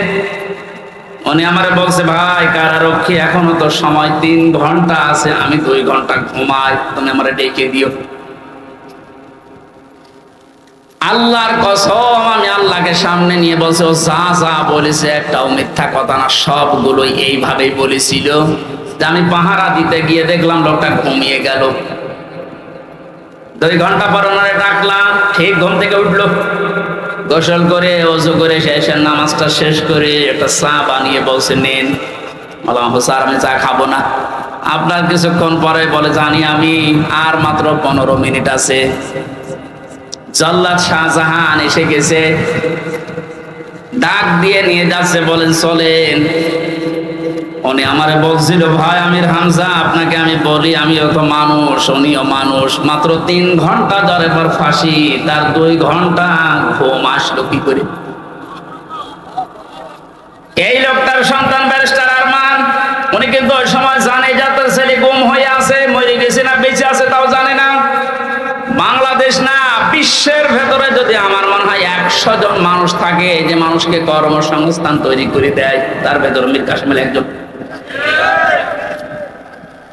কত কিছু দুনিয়ায় তার ছড়িয়ে আছে, আপনি হিসাব করতে পারেন কি হামজার মতো সে?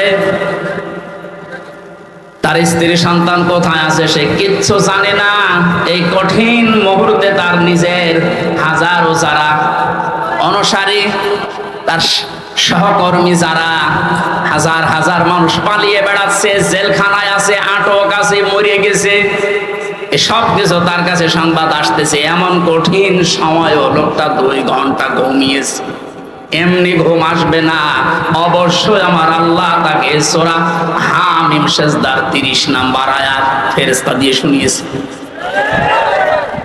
কোরআনে কারীম জানিয়েছে ইন্নাল্লাযীনা ক্বালু রাব্বুনাল্লাহু সুম্মা ইসতাকামু তাতানাজ্জালু আলাইহিমুল মালাইকা আল্লা তাখাফু ওয়া লা তাহজানু ওয়া আবশিরু বিল জান্নাতিল্লাতী কুনতুম তুআদুন।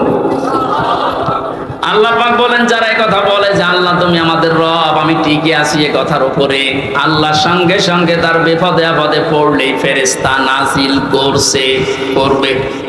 এই জন্য তাতানাজ্জালু দিয়েছেন আল্লাহ, 1 জন 2 জন পাঠায় না, মালাইকা বহু বছর হাজারো ফেরেশতা তার জন্য আল্লাহ পাঠিয়ে সান্ত্বনা দেয়। আল্লাহ তাখাফু ওয়া লা তাহজানু, কোনো ভয় নেই, কোনো চিন্তা নেই।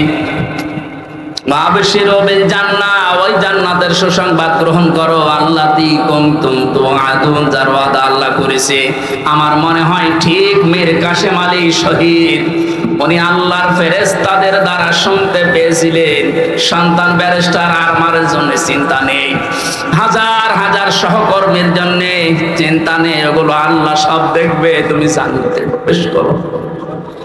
তাছাড়া আর কি করে ঘুম এসেছে আমার তো বিশ্বাস হয় না। আমিও তো ছিলাম, আমার তো ঘুম আসতো না, রাতের পরে রাত আমি বিনা ঘুমে কাটিয়েছি। ঘুম আসে না, কি করবো? 2-3টা ঘুমের বড়ি খেয়েও ঘুম আসে না। অথচ লোকটার 2 ঘন্টা 2.5 ঘন্টা পরে ফাঁসি, আর বলছে আমি 2 ঘন্টা ঘুমিয়ে নেই। আপনি কি যা তা মনে করেন এটা? এই লোকটার সন্তান ব্যারিস্টার আরমান 8টা বছর তার স্ত্রী জানতো না যে লোকটা মেসে আছে না মারা গেছে। গতকালকে তিনি একটা ভিডিওতে বলছিল আমি আমার পরিবারের আশা ছেড়ে দিয়েছিলাম, কারণ খাবার দিত পচা খাবার, অধিকাংশ সময় আমার রোজা রেখে কাটানো লাগতো। এই 8 বছরে আমার মনে হয় সে প্রায় 8 বছরই রোজা ছিল।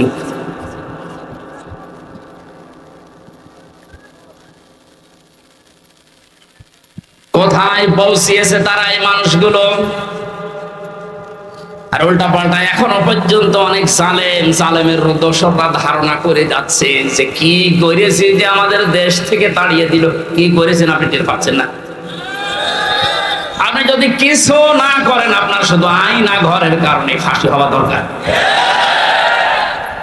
মানবতার সাথে যেটা কত বড় মারাত্মক অপরাধ আপনি টের পাচ্ছেন না এখনো? যারা ছিল তাদেরকে একটু জিজ্ঞাসা করেন।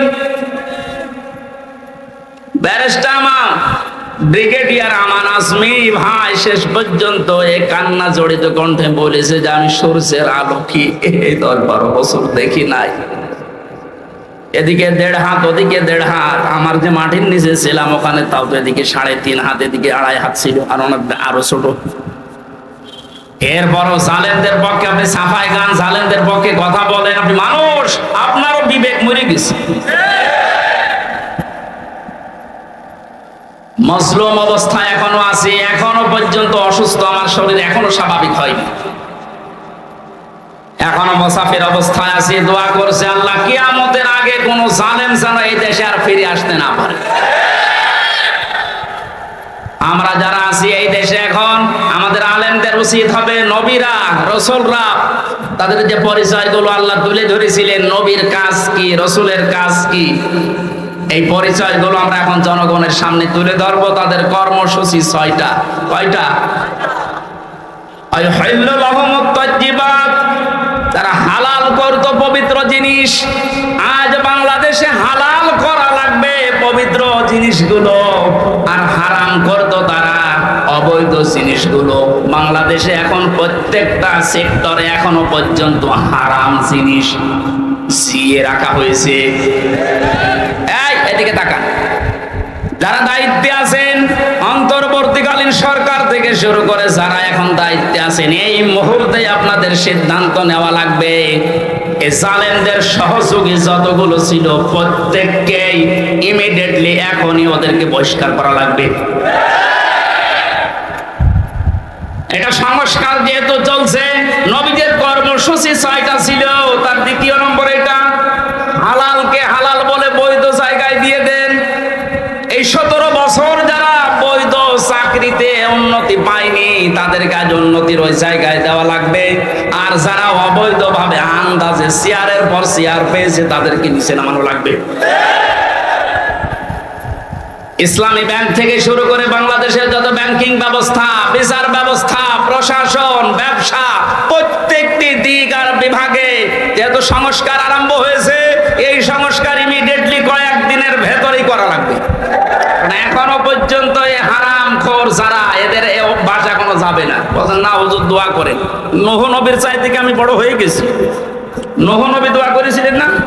কি বলেছিলেন? লা তাযার আলাল আরদি মিনাল কাফিরিনা তাজ্জারা ইন্নাকা ইন তাযারহুম ইউদিল্লু ইবাদাকা ওয়া লা ইয়ালিদু ইল্লা ফাজিরান কাফারা। হে আল্লাহ, বহু চেষ্টা করেছি এদের পেছনে, 950 বছর দাওয়াত দিয়েছি। এদের যে চরিত্র, এদের আন্ডা বাচ্চা পর্যন্ত যেন জমিনে একটাও না থাকে, কারণ যেটা থাকবে ওর পেট থেকে যেটা আসবে ওইটাও হবে হারাম। এজন্য জুলুমের পুনরাবৃত্তি আমরা আর দেখতে চাই না। এটা মারাত্মক একটা অপরাধ, সবচাইতে বড় অপরাধ এই গুম। এটা মানুষকে আপনি মেরে ফেলতে পারতেন, সংবাদ দিতেন যে লোকটা মারা গেছে। দেরাওয়ার ভাইয়ের সন্তানের সাথে নাটোরে যা করেছে, আপনি কি জবাব দেবেন বলেন তো? মেরে লোকটাকে ঘরের ভেতরে আপনি আটকিয়ে রাখলেন, পরের দিন জানতে পেরেছে জনগণ, এটাও মোবাইল ট্যাগ করে যে অমুক জায়গায় মরে পড়ে আছে। এই বিশ্বাসঘাতক এই জালেমকে যদি এখন নাটোরবাসী মাফ করে দেয়, তা কি জবাব দেবেন আপনি আল্লাহর কাছে আর দেলাওয়ারের কাছে? বলেন, আপনার ছেলেটা যদি, আমি একটু টের পেয়েছি তাই আমার মুখ দিয়ে বরদোয়া চলে আসছে। আমার মেয়েটা আমাকে আজ পর্যন্ত চেনে না। 3টা বছর আমার যোগাযোগ বিচ্ছিন্ন রেখে দিয়েছিল শয়তান। পরে আমি 8-9 মাস রেখে গিয়েছিলাম, এখনো তো বয়স 4 বছর। আমার এখনো পর্যন্ত আমার কাছেও আসে না, আমার ডাকেও না, আমার কাছে আসে না। কারণ মনে করো বিভিন্ন হুজুর আসতো, ওইরকম একজন। আমি জেলখানা থেকে যেদিন বের হয়ে বাড়িতে গেলাম, আমার বলছে হুজুর আমাদের বাড়ি চলো। আপনি হাসতেছেন, আমার মনের ভেতরে কত দুঃখ জানেন। আমার নিজের মেয়ে আমার চেনে না, যে জালেমদের কারণে, জুলুমের শিকার হওয়ার কারণে ওদেরকেও যেন ওদের বংশধর না আছে। মাফ করে দেন। মাফ আপনি এই জায়গায় থাকলে আপনার মুখ দিয়ে মাফ বের হতো না।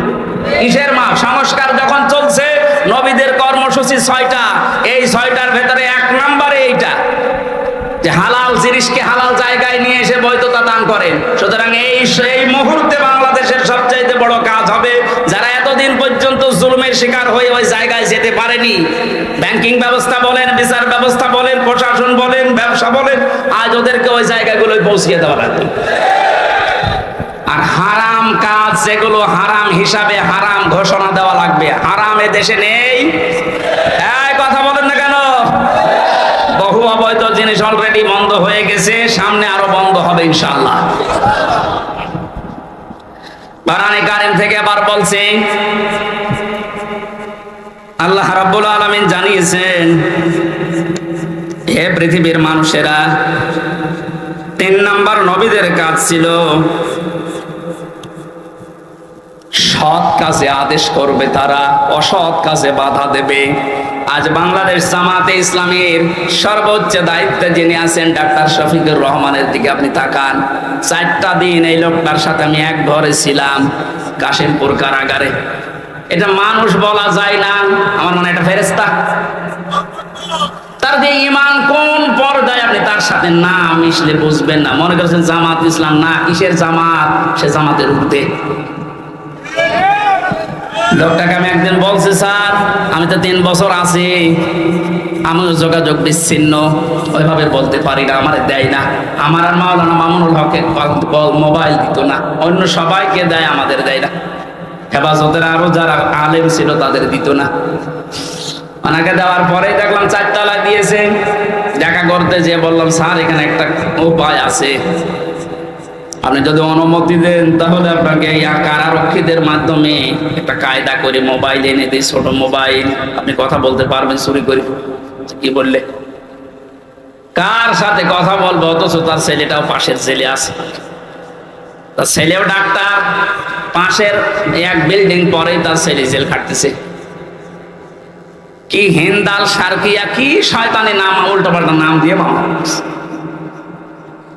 তার স্ত্রী অসুস্থ হয়ে পড়ে আছে, সে যে একটু খবর নেওয়ার জন্য, না কার সাথে কথা বলবো, আমার বলছে, হামজা আমি সবাইকে, আমার দল সহ সবাইকে আমি আল্লাহর কাছে দিয়ে এসেছি।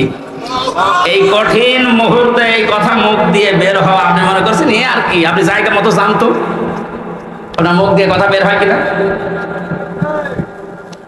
5 তারিখের পর থেকে এই লোকটার যে উদ্যোগ দেখতে পাচ্ছি, আজ আমরা সারা বাংলাদেশ সহ যে অ্যাক্টিভিটিস, যে কাজগুলো, সৎ কাজের আদেশ, অসৎ কাজে বাধা দেওয়ার জন্য যে ভূমিকাগুলো পালন করছে, আমার মনে হয় এভাবে যদি আল্লাহ চালায়, কিছুদিনের ভেতরে এটা আমরা দেখতে পাবো। এখন অলরেডি শুরু হয়ে গেছে। আল্লাহর দিনের ভেতরে মানুষ এখন দলে দলে পালে পালে প্রবেশ করছে, তাদের অন্তত বিবেক একটু জাগ্রত আছে। বহু শিক্ষিত মানুষ, আমি কথা বলি তো মাঝে মাঝে, দেখি না, বলছে আর কি করব, জীবনটা নষ্ট করে ফেলেছে জালেমের কথা শুনি, বাকি জীবনটা অন্তত ইসলামের কাছে দিয়ে আখিরাতটা তৈরি করি। যেহেতু কোরআনে কারীমের ঘোষণা এইটা, হে নবী যখন আসবে আল্লাহর সাহায্য, তখন আপনি বিজয় দেখতে পাবেন, আর বিজয় আসবে, দলে দলে মানুষ ইসলামে প্রবেশ করবে। এটা এখন দেখতে বাকি আছে, শুরু হয়ে গেছে অলরেডি। 20% মানুষ এই দেশে দিন কায়েম হোক এটা চাইতো, কিন্তু এই 5 তারিখের পর থেকে আজকে 19 তারিখ, মাত্র এই কয়দিনে জরিপ পেলাম, অলরেডি 35% মানুষ এই দেশে এখন চাচ্ছে যে দিন এই দেশে কায়েম হোক। এভাবে চলতে থাক, দেখবেন 51% পার হয়ে যাবে অন্তত কিছুদিনের ভেতরে। আর 51% হয়ে গেলে দেশে ইসলাম কায়েম করা কোনো দাদা ঠেকাতে পারবে না। আমরা ওইটা দেখার আশায় আছি।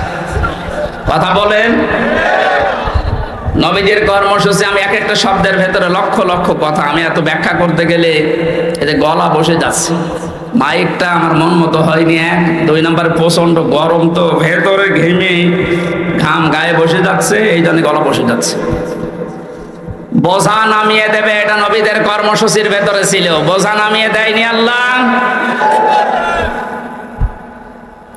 এরপরে ছিল বন্দিত্ব অপসারণ করা, বন্দিত্ব অপসারণও চলছে আজ।